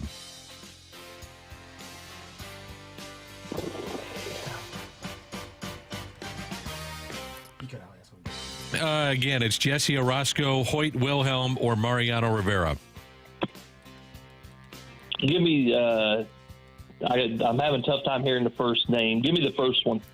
Jesse Orosco. Okay, let me go grab Randy. Yeah, let me go grab Randy. Hold on there, Aaron. Aaron, how do you feel after that? Well, just see how good I guess. There you go. And I even tried to throw you off with just me not being able to get words out with that third question. I got distracted. So, Rock, is it Gibson or Lynn tonight? Because somebody on the text line was asking that. I thought it was Lynn. ESPN had Gibson. I don't know if maybe ESPN has that one wrong. Oh. That's what we'll look it up. ESPN has on their matchup for tonight. Was I looking at Saturday's game? I was looking at Saturday's game. It's Lance Lynn. Lance Lynn versus the lefty Robert Gasser. My apologies. I was looking at Saturday's game. No, I didn't know if I had it. 7:10 first pitch on your Friday. My apologies, everybody. There's a lot happening. It is Friday, everybody. Randy, say hi to Aaron. Hi, AA Ron. How you doing? Oh, my gosh. Good morning, sir. How are you? I'm doing well. Thanks for listening. Thanks for playing. You bet. I made the same joke. Oh, Randy. I'm glad. See, we have the same sense of humor in this show. Hey, it's all good. It's all good. Good. Ready for question number one, Randy? Ready. Which Major League Baseball franchise is the only one without a pennant in their history? No appearances in the World Series for an entire franchise? Put it the less fun way, why don't you? I'm going to have to go with the Mariners. Also known as the Mariners? Yes. Yeah. Okay. All right, you ready for question two? Yes, sir. All right. Off the rails. Happy 40th birthday to Edward Mujica. Oh, our guy. He was originally acquired at the 2012 deadline from which National League team? I'm going to say that the Cardinals may have traded Zach Cox to the Marlins for Edward Mujica. Remember Zach Cox, third baseman out of Arkansas? First round pick, yeah. Yeah, a lot of people thought he was going to be a good player. Yeah. Didn't quite work out, Randall. So Mujica, I believe came from the Marlins. Mujica from Miami. Yeah. On to question three we go. When Brett Hull won his first Stanley Cup with the Stars following his run with the Blues, who did they beat in the final? Sabres. There's no goal. The Sabres? Sabres, yeah, right. By the way, coached by Lindy Ruff, who, by the way, was just hired to coach the Sabres. Yep, coming back for a second tour of duty. Yeah. Wow. Would you have disallowed the goal? Weird. Yeah, that was the rule then. You couldn't have your skate in the paint. I agree. No skate in the paint, and the skate was clearly in the paint. But I was happy for Brett Hull. I was too, but the rule in place at the time, and they changed them a lot, was if you even had the tip of your skate blade in the blue paint, it was no goal. They went overboard to try to protect the stupid goalies. That's the rules, man. Yeah. So I preferred the old Jamie Storr rule when just run him Jeff over. Courtnall ran him. Yeah.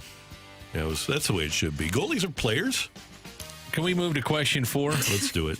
Which relief pitcher is the only pitcher in Major League history to pass 1,200 games played? 1,200 games played for a relief pitcher.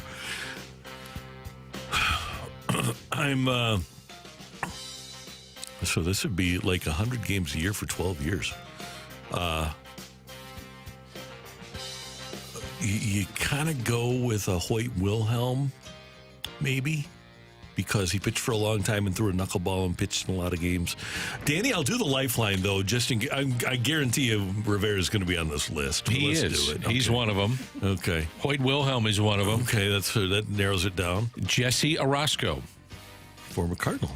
Jesse Orosco, left-hander, who pitched forever. And a lot of games. A lot of years in the Mets, closed out the 86 World Series. Yeah.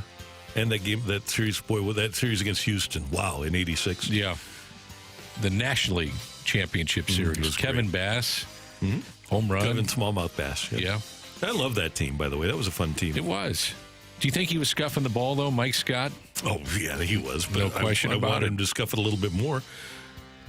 Okay, since I said Hoyt Wilhelm first, I'm going to go with him. All right. Matthew, do your thing, please.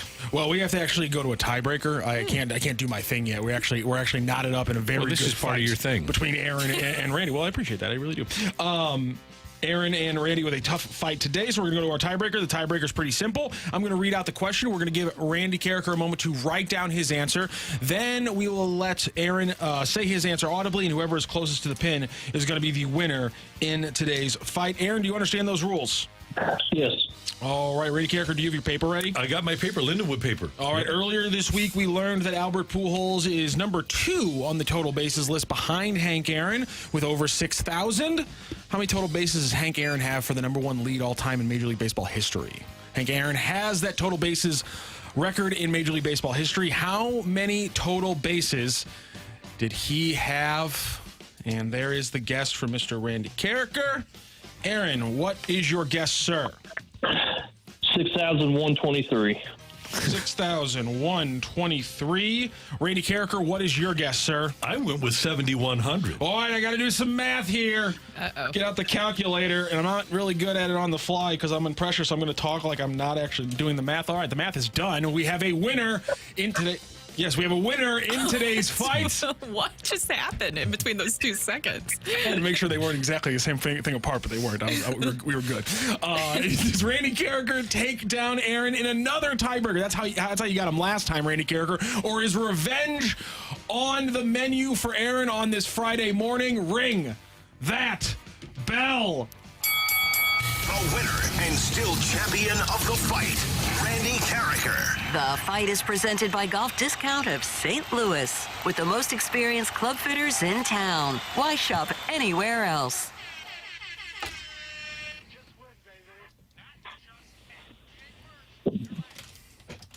I'm sorry, Aaron. Randy Karraker got you there. But Hank Aaron, finished with 6,856 total bases in his career. Randy Karraker was 244 away. Aaron, you were 733 away. So Randy Karraker, he gets you in the tiebreaker again. I'm so sorry. Hey, it's happened. Yeah, there you go. That's a good way there you go. That's a good way to look at it. You guys both got 3 correct. Let's go through those. You guys got different ones incorrect. Which MLB franchise is the only one without a pennant in their history? It is, in fact, the Seattle Mariners. Happy 40th birthday to 2013 saves leader Edward Mujica. Mujica was originally acquired at the 2012 deadline from the Marlins, and you even got the minor league player they traded for him, which I can't believe. When Bret Hart won his first Stanley Cup with the Stars following his run with the Blues, it was, in fact, the Sabres that they beat 4-2 in the finals. And it is Jesse Orozco is the only relief pitcher to pass 1,200 games played. Hoyt Wilhelm, Mariano Rivera both passed 1,000. Mariano got above 1,100, and actually Hoyt Wilhelm, one of the first ones to ever cross the 1,000-game path, but it was Orozco who eventually passed 1,200 games in his career. So that was a 3-3 tie, and then our Hank Aaron question finished it off. Aaron, thank you so much for joining the fight and joining the show today. Thank you, guys. You guys have a safe and great weekend. Thank you. Appreciate it. Randy, wasn't there a story with Jesse Orozco after they won the World Series with his glove? Remember, he threw it up in the air after the final out, and I can't remember. There was some story behind that. I don't know if you remember. I don't. Yeah, somebody took it, I think. Okay, but I don't remember what happened with the glove. And then it reappeared in years later. Yeah, and it got sold off for a big amount of money. I can't remember what it was, but it just made me think of that. So he was pretty good even when he got here. He was serviceable, pretty good. Yeah, pretty good left-handed pitcher. Yep. So. My machine's been turned on. God darn it. I was like, I know that we're missing something here. I was just going to play this. Or should I play this? Or do you want me to play this? Let me ask you this, Randy. Huh? Can I get a word in? That's my quarterback. The caller did that to you. How would you feel? Bad. Really bad. So you're rubbing it right in Aaron's face. I would take the machine away. Take the machine away. Maybe I should do that on behalf of the callers. I wasn't doing it. I wasn't doing it to Aaron. I just haven't played those songs in a long time, and I thought the people would want to hear them. Okay. Randy gets sad when he can't play his songs, Dan. Yeah, I noticed. It's his toy. Mm-hmm. Yeah, it's something that every single day in the fight. Oh man. No. Take it away.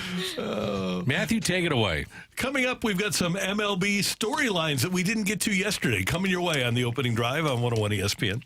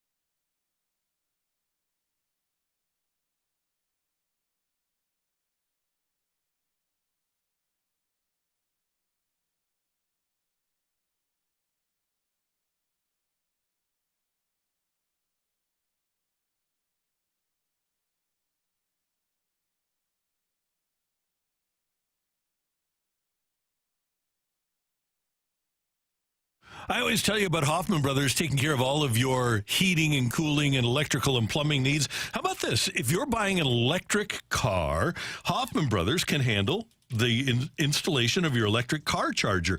Anything you're having done. I was looking at my house today, and we've got to get new outdoor lights on each side of the garage, and they can handle everything from lighting and electrical outlets to electrical panels, generators, whole home surge protectors, and more at Hoffman Brothers. Just give them a call and ask them to help you out at 314-664-3011, 314-664-3011, or at hoffmanbros.com. And don't forget, with the hot St. Louis weather scheduled to come our way, you need to schedule your air conditioner tune-up. Make sure that you are set up with a Hoffman Brothers appointment so that they can clean out your air conditioner, make sure that it's in good shape to go for the summer, and tell you how long your air conditioner has to go. They'll replace your filters and do fantastic work. If you join the Hoffman Brothers Home Protection Plan, it makes this process even easier.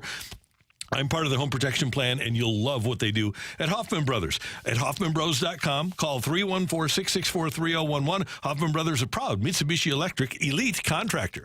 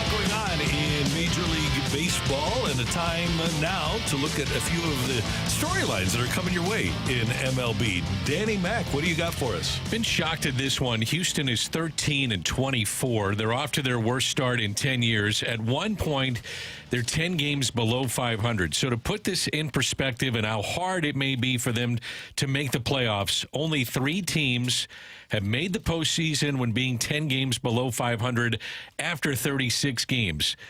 So their chances are slim. I mean, if you look at the history of Major League Baseball, and that's a team that I think a lot of people felt would be a leader in the American League West. And by the way, there are 6 teams that are on pace for 100 wins this year. And doing some math, the Phillies, the Dodgers, Orioles, Yankees, Guardians, the team that you bring up a lot, Randy. It's kind of shocking what they've done, and the Braves. And that's one of my storylines for MLB here early on. I'm actually pretty surprised because they did deal with a lot of injuries to start the season, and I knew that that was part of the reason why they were struggling. But I thought that a lot of these guys would be returning soon, which you have Verlander back. But what is the update on Javier? Is he going to be back soon? Because I thought it was just a temporary stint on the IL. Yeah, he's fairly soon. So he'll come back, which will help them. And they've got to get Josh Hader being Josh Hader, which means as dominant of a closer that you see in baseball. He's had a couple of blips along the way, but I would imagine that he gets back on track. So I'm going to stick with the National League Central. And yesterday I talked about Paul Skeens. I want to talk about another really good pitcher who's performing well right now. It might be one of the best offseason signings, especially when you look at the value of his contract. And Randy, you know, I talked about him all last year, Shota Imanaga. What he's doing for the Cubs right now, he's nicknamed the throwing philosopher, and he boasts a 1.08 ERA. He's also really funny. I don't know if you guys have seen his interviews. He's actually a really, really funny guy. He's allowed just 5 earned runs this season, including the 2 that he allowed on Tuesday night the other day. He has as many wins, 5, as walks 5 through 7 starts. Wow. And when I talked about the value and why he might be one of the best offseason signings, there's a lot of questions surrounding the Japanese pitchers coming over with Yamamoto and Shota Imanaga. Now, Imanaga was definitely more of a value. He's a little bit older. He's 30 years old, so he's older than Yamamoto, but his deal was reportedly 4 years, $53 million. Now, that is something that I envisioned the Cardinals could have added to the rotation. I didn't have a problem with the starting rotation. I just felt like they needed at least one more front-end starter. And Shota Imanaga, he would possibly be in that price range, which I understand the starting rotation is expensive. But look at what we're seeing right now currently with the starting rotation. You're starting to see, as you mentioned earlier, Dan, some of those leaks come through. Yeah, 5 walks to 43 strikeouts for the lefty of the Cubs. By the way, the Cubs rotation, looking at this yesterday and why they're winning games and where they're at in the standings, they have 4 of their starters with an ERA under 2. Not bad. Not bad at all. You know a team that didn't go through December and January and February and March saying, oh, we got to get another number 1 starter. The Dodgers fans didn't really worry about that because they did sign Yamamoto and they had Buehler coming back and they had traded for Tyler Glasnow and they had Kershaw coming back. Well, now they've got Gavin Stone pitching well, like they really needed it. Gavin Stone, since his first start, has gone 3 innings. He allowed 5 runs. That was his second start. Third start, 6 2/3 in a win, 2 runs on 5 hits.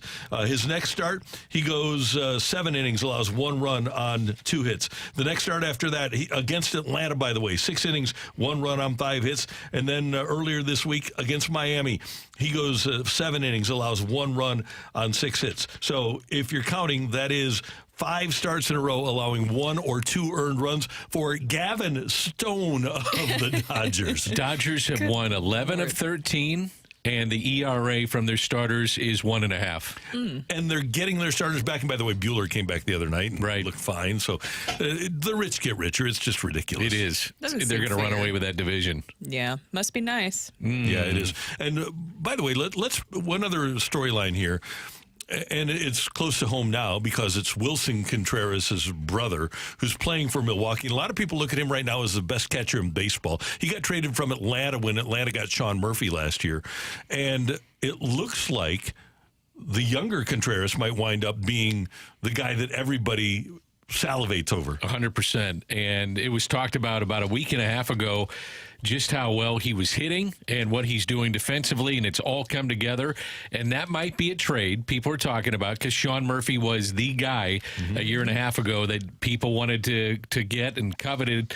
He might be the best part of that deal before it's all said and done. And he's under contract for many years for Milwaukee. They've made some really under-the-radar moves, and now some of that is coming out to work out for them. William has improved dramatically defensively. He's hitting .340 this year, .414 on base, .517 slugging, .931 OPS from a guy who's a good defensive catcher for you. Very good defensive catcher. And you look at the brothers, that might be the two best brothers right now in baseball. Yeah. I mean, you start looking at combinations for what happens in 1 year. That might be one of the better ones that you see. Those are your MLB storylines. Coming up, the Battlehawks with a big story this weekend against Birmingham. We're going to talk to their wide receiver, Hakeem Butler, next on 101 ESPN.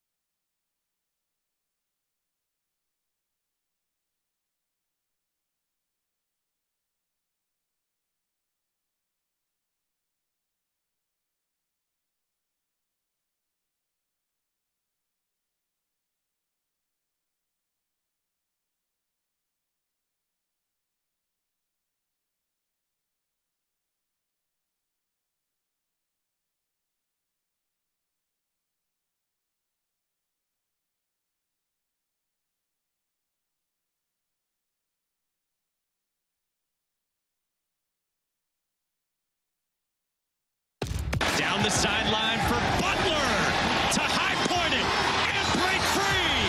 Hakeem Butler looking back at 80 yards to the house. McCarron floats it down the sideline. Jump ball! And Hakeem Butler with his fourth touchdown grab of the year. He's just too tall. Here's McCarron on first down again, going up top for Butler. Hakeem Butler may have just salted it away for the Battlehawks. With Brooke Grimsley and Dan McLaughlin, I'm Randy Karraker. It is the opening drive on 101 ESPN in St. Louis, and tomorrow in Birmingham, what may be a preview of the UFL championship game. The Battlehawks lost their opener in Michigan on a 64-yard game-ending field goal. They've won 5 since. The Birmingham Stallions are 6-0 and 4-0 in their division. Joining us now is Battlehawks wide receiver, one of our favorites, Hakeem Butler. Good morning, sir. How you doing? Good morning. How y'all doing? Everything's great. How excited are you about playing the 6-0 Stallions? I'm very excited, but I'm excited every week, no matter the opponent. So, I mean, it's definitely exciting, with them being 6-0, but I just take it week by week.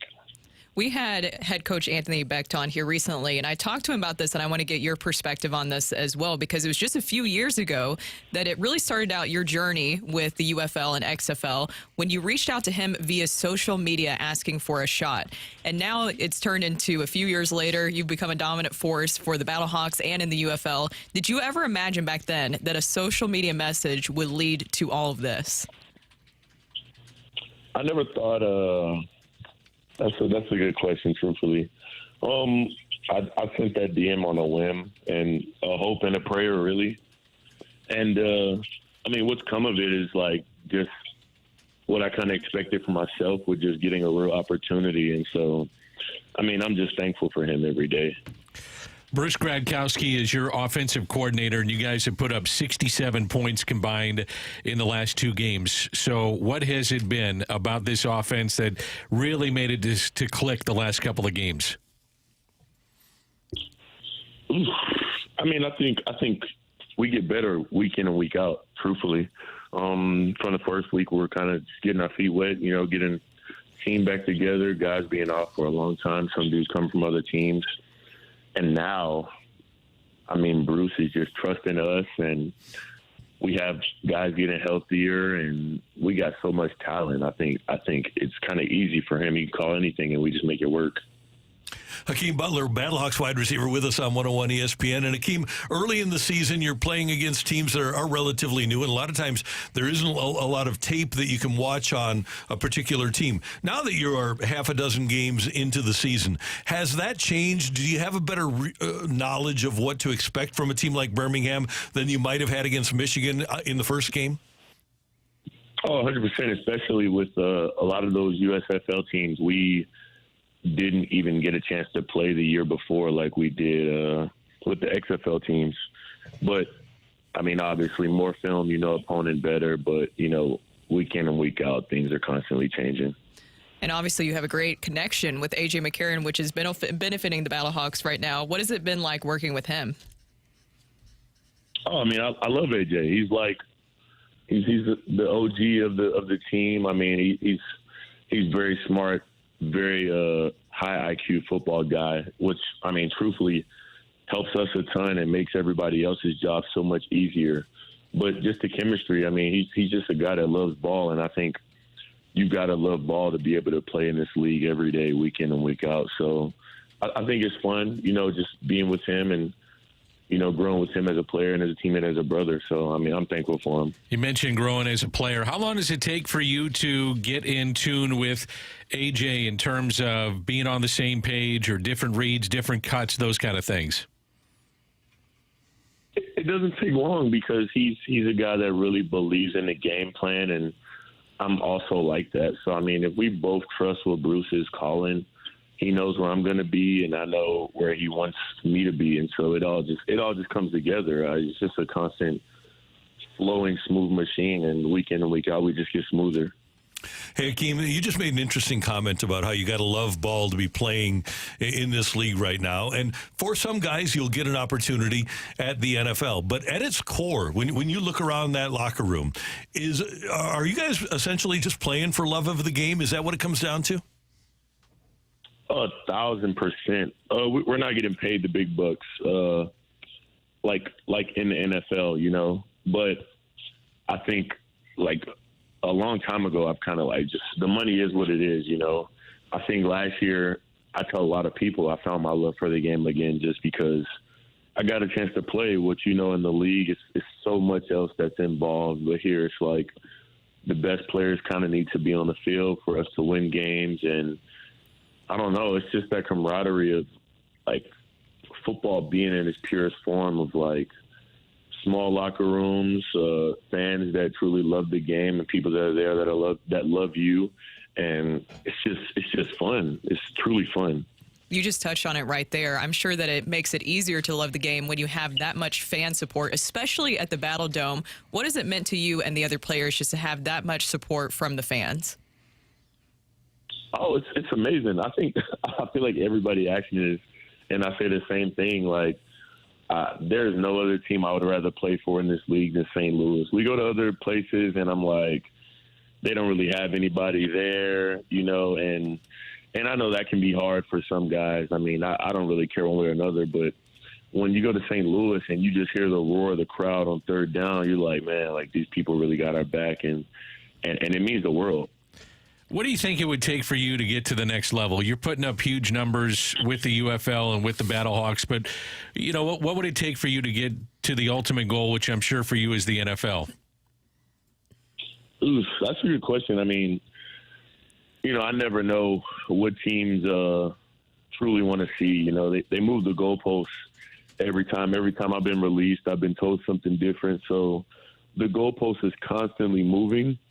So honestly, I focus solely on myself and just getting better.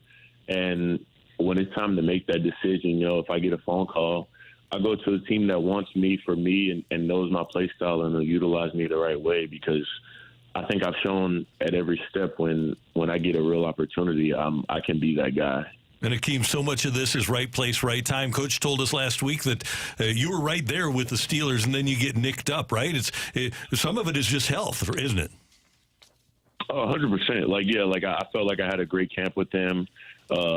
Everything was going really smooth, and then, you know, right at the end, basically last week of camp, I get hurt at the very end, and you know, it's just tough. But you know, that's the way the game goes, and it led me back here, which I'm having fun with my brothers again, and so I love it. I always like to ask the players, because we're talking, of course, about a lot with football and the Battlehawks, but I think that people also want to get to know you as the person outside of obviously playing for the Battlehawks. What else do you like to do? Oh, there's so much. I'm very weird. I love reading books. Playing video games is obviously a passion of mine and everybody's, but I don't know. I just try and do everything that like people tell me I can't do, you know. So I love skydiving. There's so many things I want to do that I just can't, also because of football has been in the way for like the last 10, 15 years of my life. But I'll do anything. I'm very open. I'll try anything once. First thing you do then, when you know football is over, you mentioned so many things. What's the first thing you want to do? Travel. I've never really been able to travel, truthfully, just because of football. You know, there's always working out, season camp. So when I'm done football, I'm packing it up, and I'm going on a world tour for about a year. That's always been my plan. So for a year, I'm gonna just be gone. Well, tomorrow it's travel to Birmingham, the 6-0 Stallions against the 5-1 Battlehawks. And I started this interview, Hakeem, by mentioning that this could be a preview of a UFL championship game. You told us you go week to week, but now that I mention it, what do you think of that? Well, first of all, that was a beautiful segue. Beautiful segue. But yeah, like, I mean, I think that vision is there. But I mean, I go week to week. I'm worried about them this week. This is the biggest game on our schedule because we play them this week. I mean, after that, I think a lot of pictures will become clearer. They've already clinched a playoff spot. We've yet to do that, so we still got a lot of work to do. All right. Well, we'll be tuned in tomorrow. Best of luck, and then we'll see you guys back here on Sunday against, that'd be Sunday, May 19th, against the D.C. Defenders at the Battledome. Hakeem, have a great weekend. Thank you, sir. Man, thank you for having me again. Appreciate you guys. You too. Take care. That is Hakeem Butler. He is a wide receiver, the leading wide receiver for the St. Louis Battlehawks, who lead the XFL conference of the UFL. Tomorrow's game, a Fox game, 3 o'clock. You can see it on Fox 2 here in St. Louis. Caw. So they got what? I was going to wait for a Dan caw. Oh, I'm good. 4 games left, and then after that they got 2 of the 3 will be at home, so get big crowds. And as they go further and start, continuing to win games, I would anticipate even bigger crowds at the Dome. And then Randy and I were joking about it. If you were going to fix games in your league, you're the UFL, you're like, we'll fix some Battlehawks games because we'd like to have that championship in St. Louis with the Battlehawks there. Yeah. Makes all the sense in the world. It really does. I think that it might be panning out that way. I'm excited. I'm excited to see, and it feels like with everything going on right now with the Cardinals, a lot of people are tuning in more to the Battlehawks and paying attention to that. Yeah, no doubt. And that's fine. That's cool. Good for them. And we're just joking. There's no fixing of the UFL. We were just kidding about that. Yeah, it's not like WWE where Rock came from. No, I get it. It's a fine line between a script and actually like planning things. Yeah, I see what you're saying, It's Danny. not I see what you're happening. saying. Yeah. Don't take it the wrong way. Just stop. Like you said, Randy, there's a script. Yeah. Like the Rock, it's not that everything's planned out ahead of time. Things can still go wonky. You just the general idea. Coming up, They're not fixing games. They I are just not. said if you're going to do it, this would be the league to do it. That's okay. We got a blue cut bird me coming off up. too.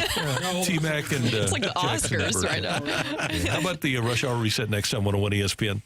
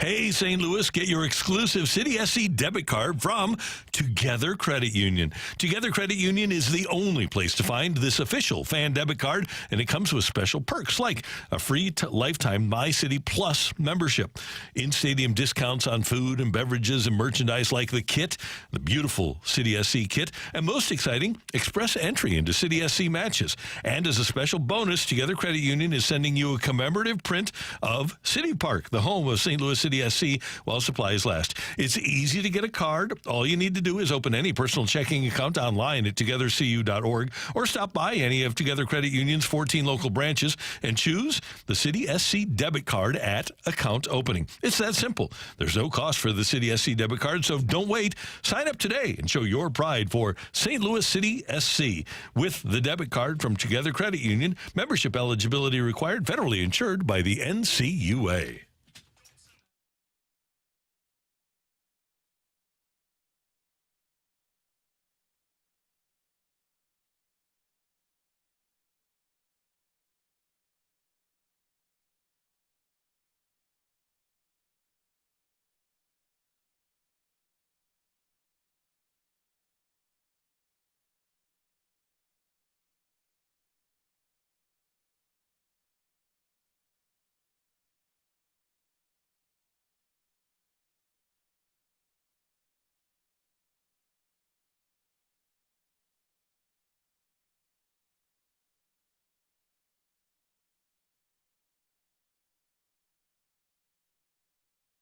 Hey everyone, it's Brooke here. Is there a mom in your life that you need to get a special gift for Mother's Day? Which, by the way, everyone, it's coming up this Sunday, so you should be getting a gift. And I know the perfect place to get that gift for that mom in your life. You should go visit my friends over at Decor Interiors and Jewelry. It's in Chesterfield at Olive and Woods Mill Road. Right when you walk in, you will just be blown away by all of the options. The owner, Joe, he is such a nice guy, and he really will treat you like family. I actually stopped by their store recently to pick out a wedding band, and I got sidetracked because Joe and his staff, they spent an hour with me and we looked at all the jewelry they have in just in time for Mother's Day. What's big right now? diamond tennis bracelets, a diamond tennis necklace. Joe and his staff, they do know diamonds and gems, and they will take the time to really educate you on your purchase. So why not have them help you find the perfect gift for Mother's Day, which is coming up this weekend, guys, and get that gift for the mother in your life. Go stop by Decor showroom today and tell them I sent you. Decor, always unique, always affordable.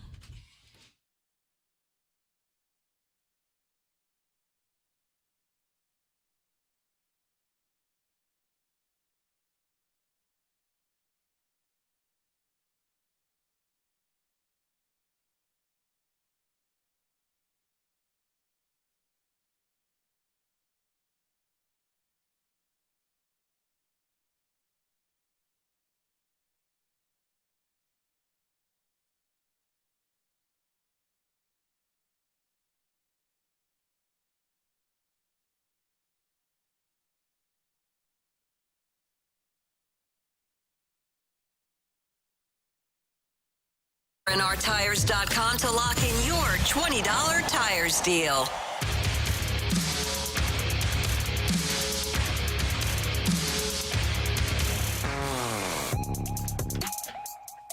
It is 9:21 in St. Louis. Your time check brought to you by Clarkson Jewelers, an officially licensed Rolex jeweler, with Brooke Grimsley, Danny Mack, and Matthew Rocchio. I'm Randy Karraker. It is great to have you with us. And the Cardinals, after a 7-1 loss last night to the Milwaukee Brewers, will play the Brewers again tonight. It'll be the Cardinals pitching Lance Lynn against Gasser for Milwaukee, and you have to assume that he's a hard thrower. A lot of gas. There's I got you. Yeah, And smooth gas. And then there's Lynn on the other side. Not Gibby today. Lynn Sanity. Yes, Lynn. Oh, yeah, I like this a lot. Oh, I forgot about that. I don't want to Whatever give you happened guys to any him? ideas. No, Dan, you did, because we love nicknames on the show, and now it makes a lot of sense. No, it really doesn't. No, it Don't does. take it. I'm laying Dan, you claim said to it. it, and I I'm love saying no. I'm taking this as you were a part of the nickname factory now. I wouldn't take it that way. I would not. Lynn Sanity was more of a movement. More of a movement than it was a nickname. Sometimes you see guys that leave, and so you know they're doing okay, but you don't really realize it. Did you guys realize that in 2019 with the Rangers, Lance Lynn had 246 strikeouts in 208 innings? Yeah. I'd forgotten about that. Well, I didn't really pay that close of attention. He was an all-star at one point. Yeah, it's the only time, and he was fifth in the Cy Young voting that year for Texas. He was an all-star in his second year with the Cardinals, and then an all-star again in 2021 with the White Sox. But, man, way more strikeouts in 2019 than he'd ever had before. Went 16-11 with 3.67. So Lance Lynn 5 years ago was really good, and he is a really nice back-of-the-rotation piece, and the Cardinals need him to turn in a solid performance tonight on the heels of the first subpar performance from Sonny Gray last night. That was really surprising, but he's not going to be perfect. We saw him be a human for once with Sonny Gray, but that's still not the story, is the thing, is that's still continuing not to be the story of the game. The story is offense. You had that big situation in the fifth inning. They loaded the bases, the Cardinals is what I'm talking about, with nobody out, and what happened? Nothing. Exactly. Nothing. And that's something that we're seeing time and time again. That, to me, just continues to be the story. But now you have concerns when you have your starting rotation. Also, we worried about this, how long things could last, what was viable for them, and you start to see things falling apart. I brought up this stat earlier, but 9 times, Brooke, bases loaded, nobody out. They have one hit. That doesn't even seem real. One hit That's bad. in those spots. And that's where you do your damage. And again, they got out-homered in the game last night, which we talk about gap power. We talk about home runs and how important they are in baseball. The Cardinals are third from the bottom in Major League Baseball in home runs with just 27. They've been out-homered 45-27 in their game so far, a quarter of the way through the season. So in a game that's predicated with power, they're not generating a bunch. And Robert Gasser, by the way, acquired from the Padres in the Josh Hader deal a couple of years ago. Last year in the minors, struck out 166 in 135 innings. This year, 17 Ks in 12 innings at AAA. So the Cardinals can plan on striking out a few times tonight. I would say that this is probably a 5-inning game for Lance Lynn. That's what you've been getting on average. And your bullpen for the big three is, there. It's there for them to get into the 7th, the 8th, and the 9th. So that should be set up for them. I guess a question would be who's got the 6th, if you can extend Lynn, something to think about. But also just bouncing back from a really bad game and what has been a tough time overall. I said this earlier, too. I just got the feeling they looked defeated last night. Mm-hmm. There have been times where I felt like, okay, they'll be behind in games, but there's a chance. There's an edge. There's a comeback in there. And right now, last night was the first time I felt like, man, they looked deflated and defeated, really, especially after the bases loaded situation. Especially after that. You could just tell that it felt like even they knew the result of what was going to happen at the end of that game. And not only is this offense searching for answers, but it feels like Oli Marmol is as well. And what is the answer right now? I mean, we're all asking that, and it's not clear at this point, but there has to be some sort of shakeup here eventually. How long is the leash? If they just blow this series up, what are you doing after this? Just nothing? I feel like there has to be some sort of response from the organization. Well, you'd be 10 games out if you get swept. Mm-hmm. And I gave the numbers about Houston with what they've done off to their worst start in 10 years. And if you're at one point 10 games under 500 with, roughly 40 games to go or 40 games under your belt, only 3 teams have made the postseason. I don't know what you can do with the cast of characters that you have. I mean, in the lineup last night, no Goldschmidt. We know he's been struggling. You had Pedro Pajes and Mike Ciani. This is who they got right now, and it's no disrespect to some of the lesser names in this lineup, but collectively, they haven't hit, and I'm not sure if you changed a coach or if you changed a manager, it's going to make all that much of a difference. Not initially, no. Yeah. If you do that, you're trying to get guys better. That's a very interesting question that I have no idea what the answer is to. But if you do have a lead, if Lynn leaves after 5, is it Fernandez in the 6th, and then you're Kittredge, Romero, Helsley, 7th, 8th, and 9th? That's kind of what I thought would be the key of the game tonight, unless it's a blowout of some sort one way or another. But the 6th, I think, has got to be Fernandez. You don't have Libby anymore. Right. Well, Libby, is he not available out of the pen? I thought he's going to start. I saw. Oh, yeah. okay. Yeah. So who's going to have the 6th? And maybe you have to extend. Like Romero is a guy I think you can extend to 2 innings. Kittredge, I like more as a 1-inning guy, and we know Helsley is a 1-inning guy. As desperate as you are to get a win, it wouldn't shock me one bit if you extended those guys beyond maybe their comfort zone, because you need a win tonight. Yeah. You got to have one. There has to be some sort of response from this group. And that's the part that I'm trying to figure out here is when will we see the sense of urgency? Because it just feels like you can't keep practicing patience and preaching that at this point. There's been a lot of patience at this point. The results are just speaking for themselves. This is not a good group right now. Yep, no doubt about it. Last night in the NHL playoffs, Rangers take a 3-0 lead over the Hurricanes with a 3-2 overtime win. Avalanche over the Stars. Stars beat the Avalanche 5-3 to tie that series at a game apiece. Cavs over the Celtics in the NBA. That series now even at a game apiece. And Dallas and Oklahoma City also even at a game apiece after the Mavericks 119-110 win over the Oklahoma City Thunder. Coming up, St. Louis City SC head coach Bradley Carnell joins us as they get ready for more action coming up this weekend. Carnell next on 101 ESPN.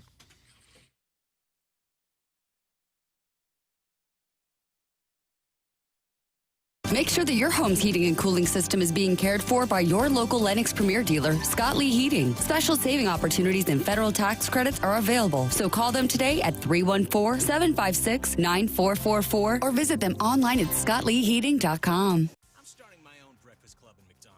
And my morning crew can discuss the most important topics of the day, like what to get with buy one, get one for $1. There's a sausage McMuffin with savory hot sausage and melty American cheese, the sausage McGriddles with soft, warm griddle cakes tasting of sweet maple, a sausage biscuit with sizzling hot sausage, and hash browns that are perfectly crispy. If you love buy one, get one for $1 at McDonald's, join the club.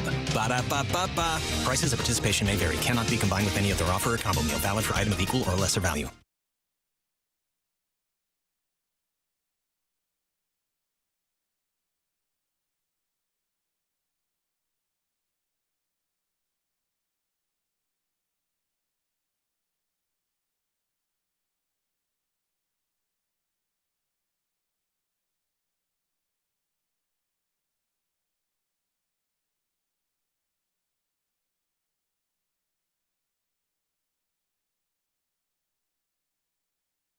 Hey, if you're in the market to sell your home, Gloria Liu is the person to call at 314-325-6888, 314-325-6888.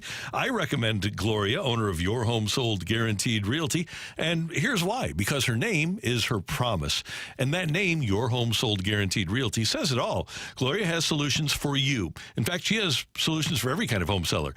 If you want a fast sale with no hassles, Gloria's got this 24-hour cash offer solution that's a great option to consider.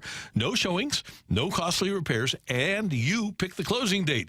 You always get the highest cash offer bid from Gloria's database of buyers in what she calls her cash offer bid box. Now, she's built up this resume of buyers over the course of 20 years, and so she's got people that want to buy at your price and in your neighborhood. Gloria Liu sells for more and sells faster when compared to your average agent. She's St. Louis local real estate authority. Gloria's number, 314-325-6888, 314-325-6888, or visit GloriaHasTheBuyers.com. I'm Dr. TJ from the Institute of Natural Health. I'm inviting you to check out our show, Wellness 101, every Sunday at 7 a.m. right here on ESPN. On Wellness 101, we talk about how to optimize your health as well as all things health-related. We discuss how to take control of your health by being your own health advocate, and we offer practical tips for you to become the healthiest you possible. On Wellness 101, we cover topics like optimizing hormones, thyroid health, gut function, cardiovascular health, sexual health and performance, and many more. So join Aaron and me every Sunday for Wellness 101 at 7 a.m. on ESPN. Sponsored by Central Bank.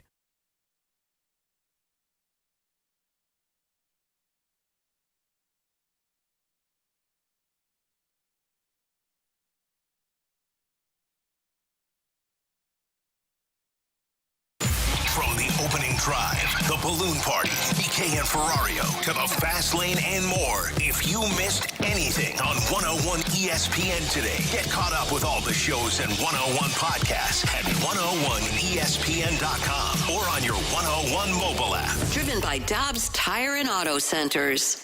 101 ESPN Sports Center. This is Rocky with your Sports Center update, driven by Johnny Londoff Chevrolet and Johnny Londoff Autoplex. The Cardinals and Brewers are back in action today with a 7:10 first pitch. It'll be the righty Lance Lynn going for the Cardinals against the lefty for the Brewers, Robert Gasser. Last night in the NHL playoffs, it was the Rangers over the Hurricanes. In overtime, Rangers take a 3-0 lead in that series, and they have yet to be defeated in this playoffs, currently sitting at 7-0. And the Avalanche fall to the Stars 5-3 as they tie that series up even one game apiece. And Bradley Carnell joins the show next. St. Louis City SC hosts the Chicago Fire on Saturday night, 7:30. Opening kick from City Park. That is your Sports Center update, driven by Johnny Londoff Chevrolet and Johnny Londoff Autoplex. See them at londoff.com. Chevy, together we drive. Are you kidding me?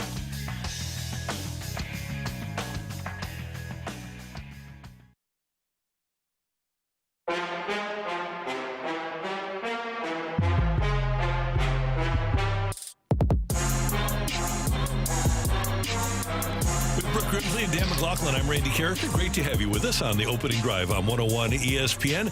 St. Louis City SC back home tomorrow night to take on the Chicago Fire. And our friend of the show, Bradley Carnell, joins us as he and his squad get ready for that match. Coach, good morning. How you doing? Good morning, Randy. How you doing? Doing well. Happy Friday. Same to you. Man, it seems like it's been a long time since you guys have played on home turf, and I guess it's because it has been a while. Does it feel like a long time for you? Yeah, it has been a sort of tough, interesting stretch of these away games. You know, 3 out of our last 5 away games. And when you get over the hump and you've had 3 clean sheets in the last 4, and then you look at the schedule and you see 3 out of your next 5 games are at home this time, you know, so which is an interesting prospect. And that starts with a good game now against Chicago on Saturday. We also always talk about Roman Berkey, but when you brought up clean sheets, we have to talk about him, especially his performance the other day. How important has he been to this season? It's been a different importance, I would say, right? I think in terms of leadership, you know, Roman has grown immensely. And I would say, you know, the defenders around him and the platform we've sort of created in preseason and the way we went about our business, you know, we're giving up a lot less than we were last year. So his importance and his value, you see a really great goalkeeper when he doesn't have to do much, and then almost in the 83rd minute, boom, he's on cue like he never left, you know, like Roman of last year. And so that's why I say there's 2 different phases, 2 different stages of where we are as a group as the way we were last year. But I asked Roman after the game, how do you feel? He felt he had a light game, even although there was 10 saves to make or something. He said it was pretty much an easier day for him because all the shots were coming from outside the box and there weren't many dangerous moments. So, we look at these types of things, but he pulls out that one in the 83rd minute. My goodness, what an amazing save. Very important, but in different ways. Coach, with a midweek match coming up on Wednesday, do you have to think about your lineup on Saturday a little differently or tweak it a little bit than what you would do in a normal situation with more time off? No, I think these two games from a periodization point of view, like the body takes 72 hours to recover, so we can go Saturday and then we have Sunday, Monday, Tuesday, execute again on Wednesday. So we can get a full turnaround and a full healthy set of players. And again, Randy, we're going for a win. We are wanting to win games, and it's been a bummer because I thought we've played so well for so many of these away games, and unfortunately haven't got that result, right? So we feel we're in a really good space, and now's the time to capitalize. Now's the time to make these home games count, especially with what we have at our hand now. We said about 3 games and then in the next 5, and we can get guys turned around. So hopefully we stay healthy. Hope we have a great game. Hopefully we get that win, and then we can go again against LAFC. And, Coach, I think it's fair to say that St. Louis City SC has really not been completely healthy all year long. Would you say that this is the most healthy that your squad has been heading into this game against Chicago? It's always welcome when we get Jabulo Blom and Edu Leuven on the fringe of being healthy and ready, right? So we're getting these guys going. They almost match and roster ready. And it's been a joy to have them in the group because, the more bigger the group is, the more competition there is for spots. So, we look at it, it sounds sort of bad when sort of your DP Edu Leuven and when Joachim Nielsen, your star centre back are out with injuries. We always compare ourselves to the league, and everything's very transparent within the league. So, we have over a 90% training and playing availability rate, which is incredible. I think league average is 86%. So, we're always trending in and above the overall averages of what the league everybody averages are. So, we feel we're in a good space. Just the names that sort of do pop up from time to time are really important key pieces of our roster. So it sounds dramatic, but again, we embrace the competition. We embrace the next man up mentality, and guys have done great so far. What about Leuven? What does his timetable realistically look like for getting him back to a full 90-minute start? Yeah, again, Leuven is a totally separate case from every other player on the roster who picked up an injury or what have you, because there's 2 parts to the story with Edu, and I've made multiple comments over the last couple of weeks with regard to Edu's situation. So Edu has a private situation he's dealing with now within his family, and he had his injury to deal with. So he's at the moment now where injury's healed. He's been reintegrated into training. But in terms of availability, this is a total private conversation with Edu and the club and where we feel he's at right now, because he has a few things to deal with outside of soccer. And we value people around here, Brooke, and it's everybody for us. Family is the most important thing. And only once that's clear and green light has been given, then Edu, he can come back whenever he needs, put it that way. Coach, compared to last season's numbers, Klaus is getting a higher amount of his touches in the dangerous areas, less in the midfield. Has this been a conscious change in his game? I don't think it's a conscious change. I think it's just the way the team is being so productive in the final third. We took a conscious change to our game plan and our game model to be more present in the opponent's box. And if you look at our box entries, deep progressions, we're trending in the top third, the top 7, top 6 in the league in a lot of these metrics where you have the likes of Seattle, LA Galaxy, Sporting KC. So like these teams who value the ball way more than we do, and we feel we're highly competitive and highly dangerous in these moments. So I would sleep a lot worse at night if my team was not getting into these spots. But credit to the boys.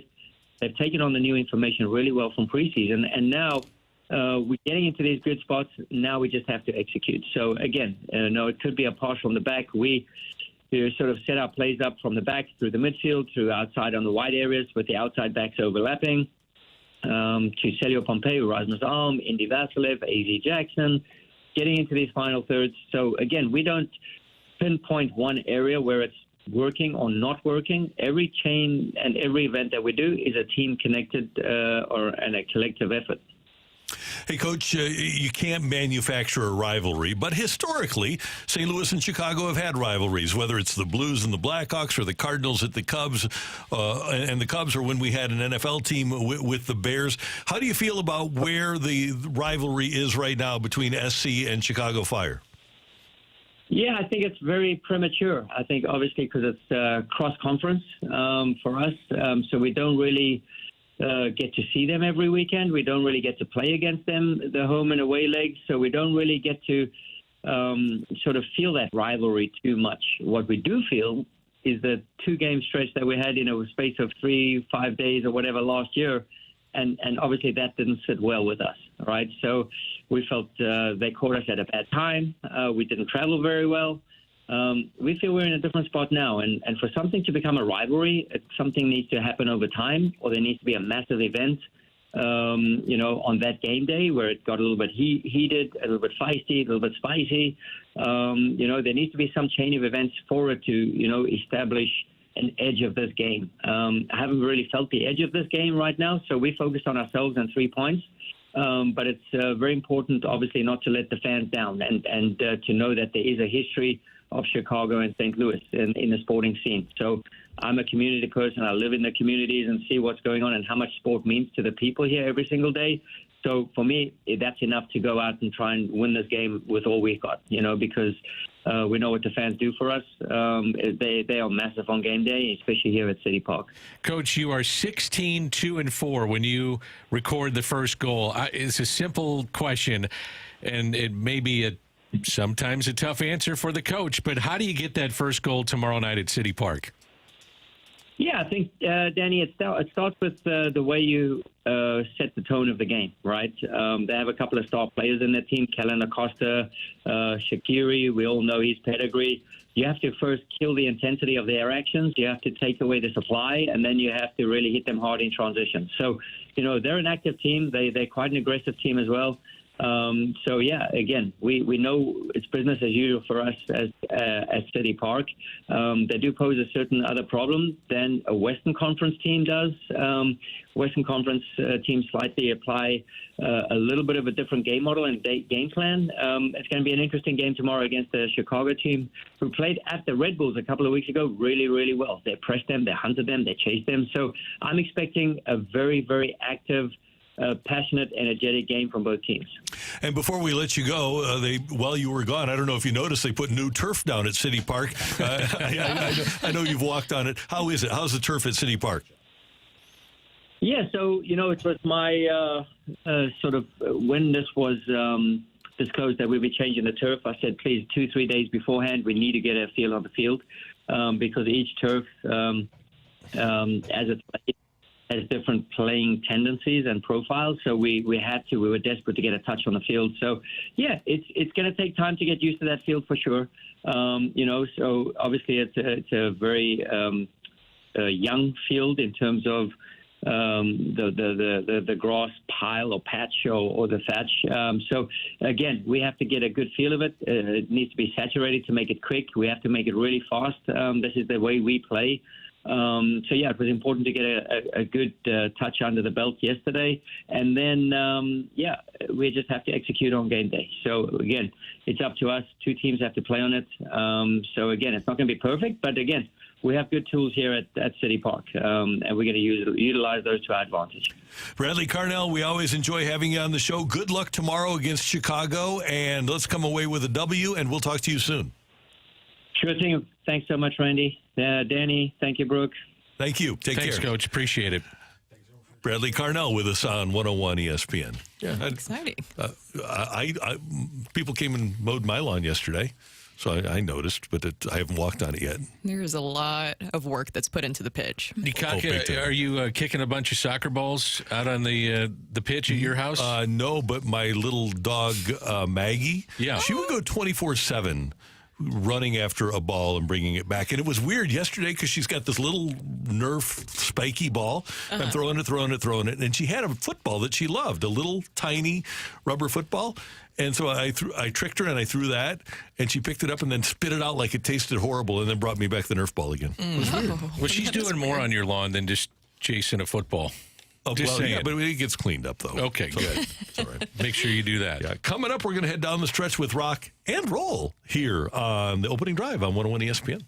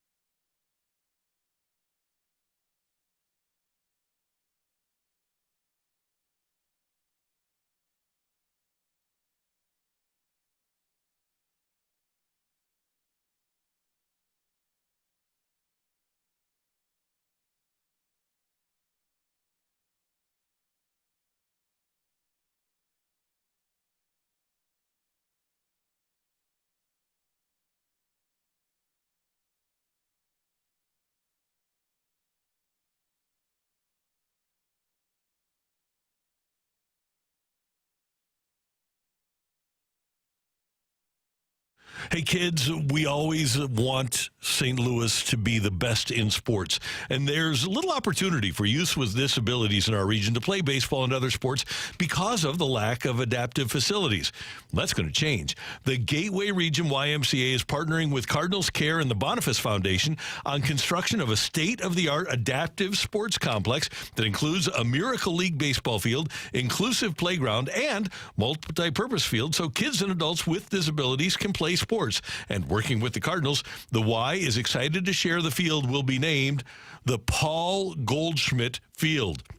As part of its work as a nonprofit, the Y provides comprehensive adaptive sports services to more than 1,000 individuals annually, and this new facility is going to be a game changer by enabling the Y to expand programming specifically for sports for individuals with disabilities. But the Y needs your help too. It's not too late to become a founding donor and leave a lasting legacy. The Y has launched its community fundraising phase, and while every gift counts, there's some really cool recognition opportunities starting at $500 for you or your company. Please consider making sports available for all so that children with disabilities can play ball and experience the joys of being on a team on Paul Goldschmidt Field. Visit GWRYMCA.org. That's Gateway Region, GWRYMCA.org for more information.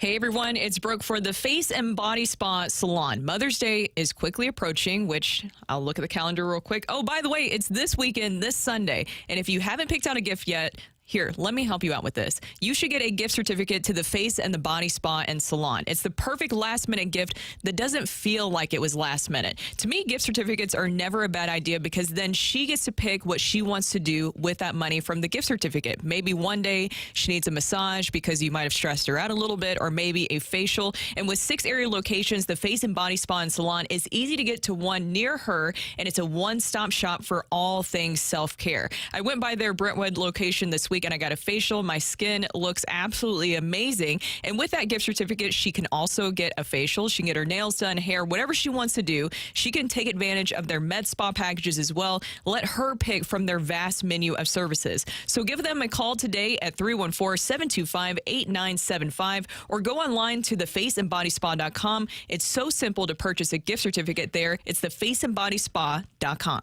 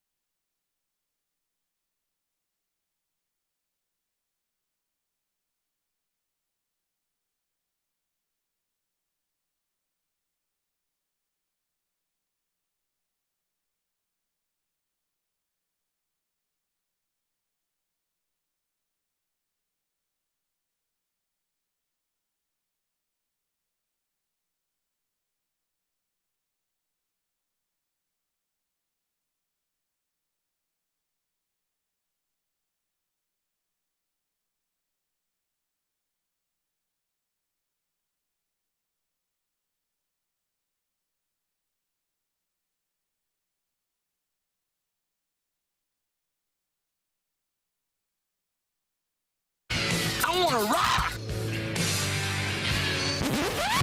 And roll.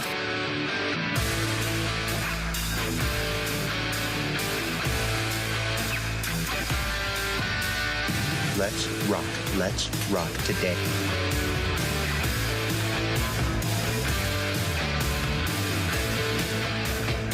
We have a balloon party coming up with Tim McKernan and Jackson Burkett. Or is it Burkett? Burkett? I think it's Burkett. Okay. Burkett sounds so fancy. I like Burkett. Like when Tony Dorsett won the Heisman Trophy, I think he was Tony Dorsett. But then he gets to the NFL and he's Tony Dorsett. Yeah. So sometimes you got to change it up, Randall. Yeah, sometimes you do. So Jim Thomas called me Karraker. Really? Yeah. What else have you heard in your I lifetime? got Car Cracker. What? Yeah. Is Mr. Car Cracker in? Yeah. Car Cracker? Yeah. You're Randy Karraker on the HD2 station. There we go. Yeah. See, I got all that going for me, which is great. All right, what do we got in the rock and roll segment here, Matthew? Do you want me to help with the breaking news? Oh, you got it? No, I got it right here. Well, yeah, there has been some breaking news. Yeah, you want to hit me with the sound effect? Oh, that's fantastic, Brooke. Jeff Goodman tweeting or Xing, whatever you want to call it, just a few minutes ago. Conference USA announces that it will add Missouri State on July 1st, 2025. That will bring the league to 12 members. Missouri State obviously has been in the Missouri Valley up until now. This is all about football, isn't it? Mm-hmm. So, Conference USA programs include Florida International, Jacksonville State, Liberty University, Louisiana Tech University. For you, Brooke, Middle Tennessee State. Oh, I've heard that one's really good. So this is a great thing for Missouri State. New Mexico State, Sam Houston State, University of Texas El Paso, UTEP, Western Kentucky. Kennesaw State University, University of Delaware. So I would assume by joining Conference USA, Missouri State becomes a division. Well, this is what is going to happen. Yeah. They become a Division I football subdivision program for the first time ever. And they'll have an opportunity to, if they're good enough, and they can beat out MTSU, get to the college football playoff. Hey, watch which it there. was not available to them when they were in the Valley. Here's the I think thing. New Mexico's the pride of that conference. Oh, I think Liberty might be. Jesus. Middle Tennessee State University, in my opinion, is Oh, there the you pride go. of Good Conference point. USA. Is it usually a good thing for a program when they hire a coach of 30 years? Hey, I mean, just saying, when you hack a guy who's been there for for the entire century, it feels like it's probably not the... He's gone now, okay? Are you happy? Probably not the up point of the Are program, you is all I'm happy? saying. Because I'm just saying. remember, Randy, and you were at that game. Mizzou almost lost this past season to remember MTSU. that. Rick Stockstill was the head coach there, and that's who he's making fun of. He's been the head coach there forever. I worked for the football team back when I was in college, and he has been the head coach there for a long time, but was let go this past season. That Mizzou loss being probably one of the reasons, but also because, to your point, Rock, I guess, is he's been there for a really long time, and the message was getting a little stale. That's all I'm saying. And they have Derek Mason in now, who used to be the Vanderbilt head coach. He's a super nice guy. Can I Former also Stanford coach, too. Can I give you another thing about what's great about Conference USA? I'm ignoring you right now, Brock. Another great thing about Conference USA, some of the best mascots in all of college sports. That's really what it's all Western Kentucky's about. mascot is easily one of the I best. like your Have Gator you seen it? mascot The Gator mascot? that you have at MTSU. The Gator mascot. It looks like a blue gator. No, it doesn't. It's a blue raider, is what it is. Oh, looks like a blue It's gator. Pegasus that's blue. The Western- basically. Okay. Pegasus, that's a horse. It is. The Western Kentucky The mascot. Blue Raider is a horsey. I thought it looked like a gator to me. I was like, wait. When you said gator, I was like, is there somebody else who has a gator mascot in I the thought it was Conference gator. USA? That's a horse. Okay, Mascots don't always have to make sense. The Suns have a gorilla. that's true. Good point. Western Kentucky's theirs is scary. I don't know what that is. It's a red blob. Oh, it's a blobs. Grimace costume that they got on on Have you sale, seen? and they painted it orange or whatever demon It's color red. their It's team called is. Big Red. But Danny, to your point here, it Yes, is sir. all about football. Has It to be. is. It's kind of a conference, though, that I don't say misfits, but what's the connection between all these schools? What's your rivalry? I'm going to miss them in the Valley. I understand it's going to Division I, but I'm going to miss them in the Valley.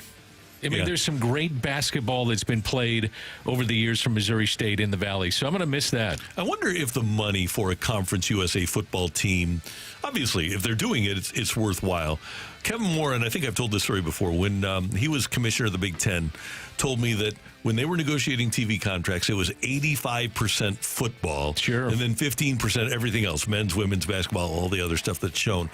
And I wonder if it's to that extent for a Missouri State or for a conference like that where basketball has traditionally been what drove the bus at Missouri State. I wonder if there's enough money there in Conference USA football, there must be, right, to make that much of a difference to cause them to move. It just shows you what drives the bus is football. Yeah. No matter what, even if you have this history with Missouri State in the Valley and being D1 and having trips to the NCAA tournament, it doesn't matter. You're going to go to either a Sun Belt or, in this case, Conference USA, and even though you don't have any natural rivalries, I wouldn't think, football drives the bus. And you know what sucks is that I believe outside of Springfield, the biggest alumni base for Missouri State is right here in St. Louis. It is. So it really dramatically changes Arch Madness. Yep. It does. I think it also will make it easier maybe for traveling for games as well. Those teams aren't going to be too far away from them now.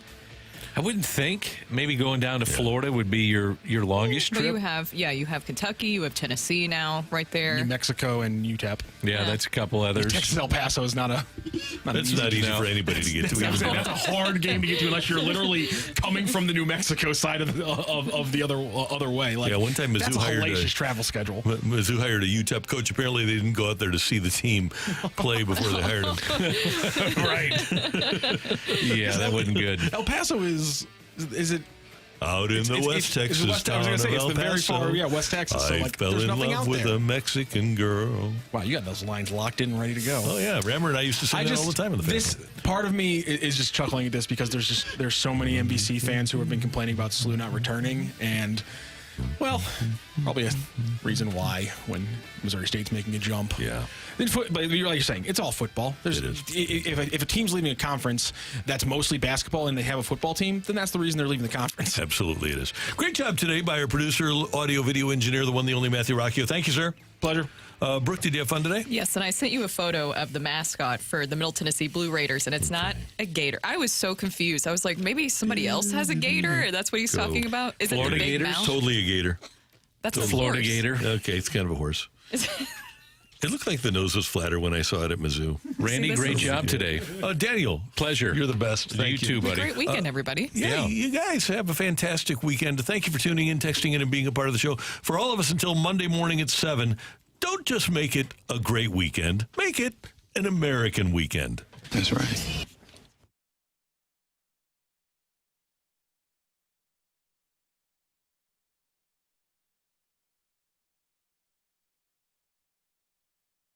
Okay, Monday is the day after Mother's Day. So that means you have today and tomorrow to get Mom that gift card for Mother's Day. And what she wants? She wants the gift of relaxation from Massage Envy. Look, we do enough to stress out our moms, don't we? Whether it's as fathers for the wives of our children or the mothers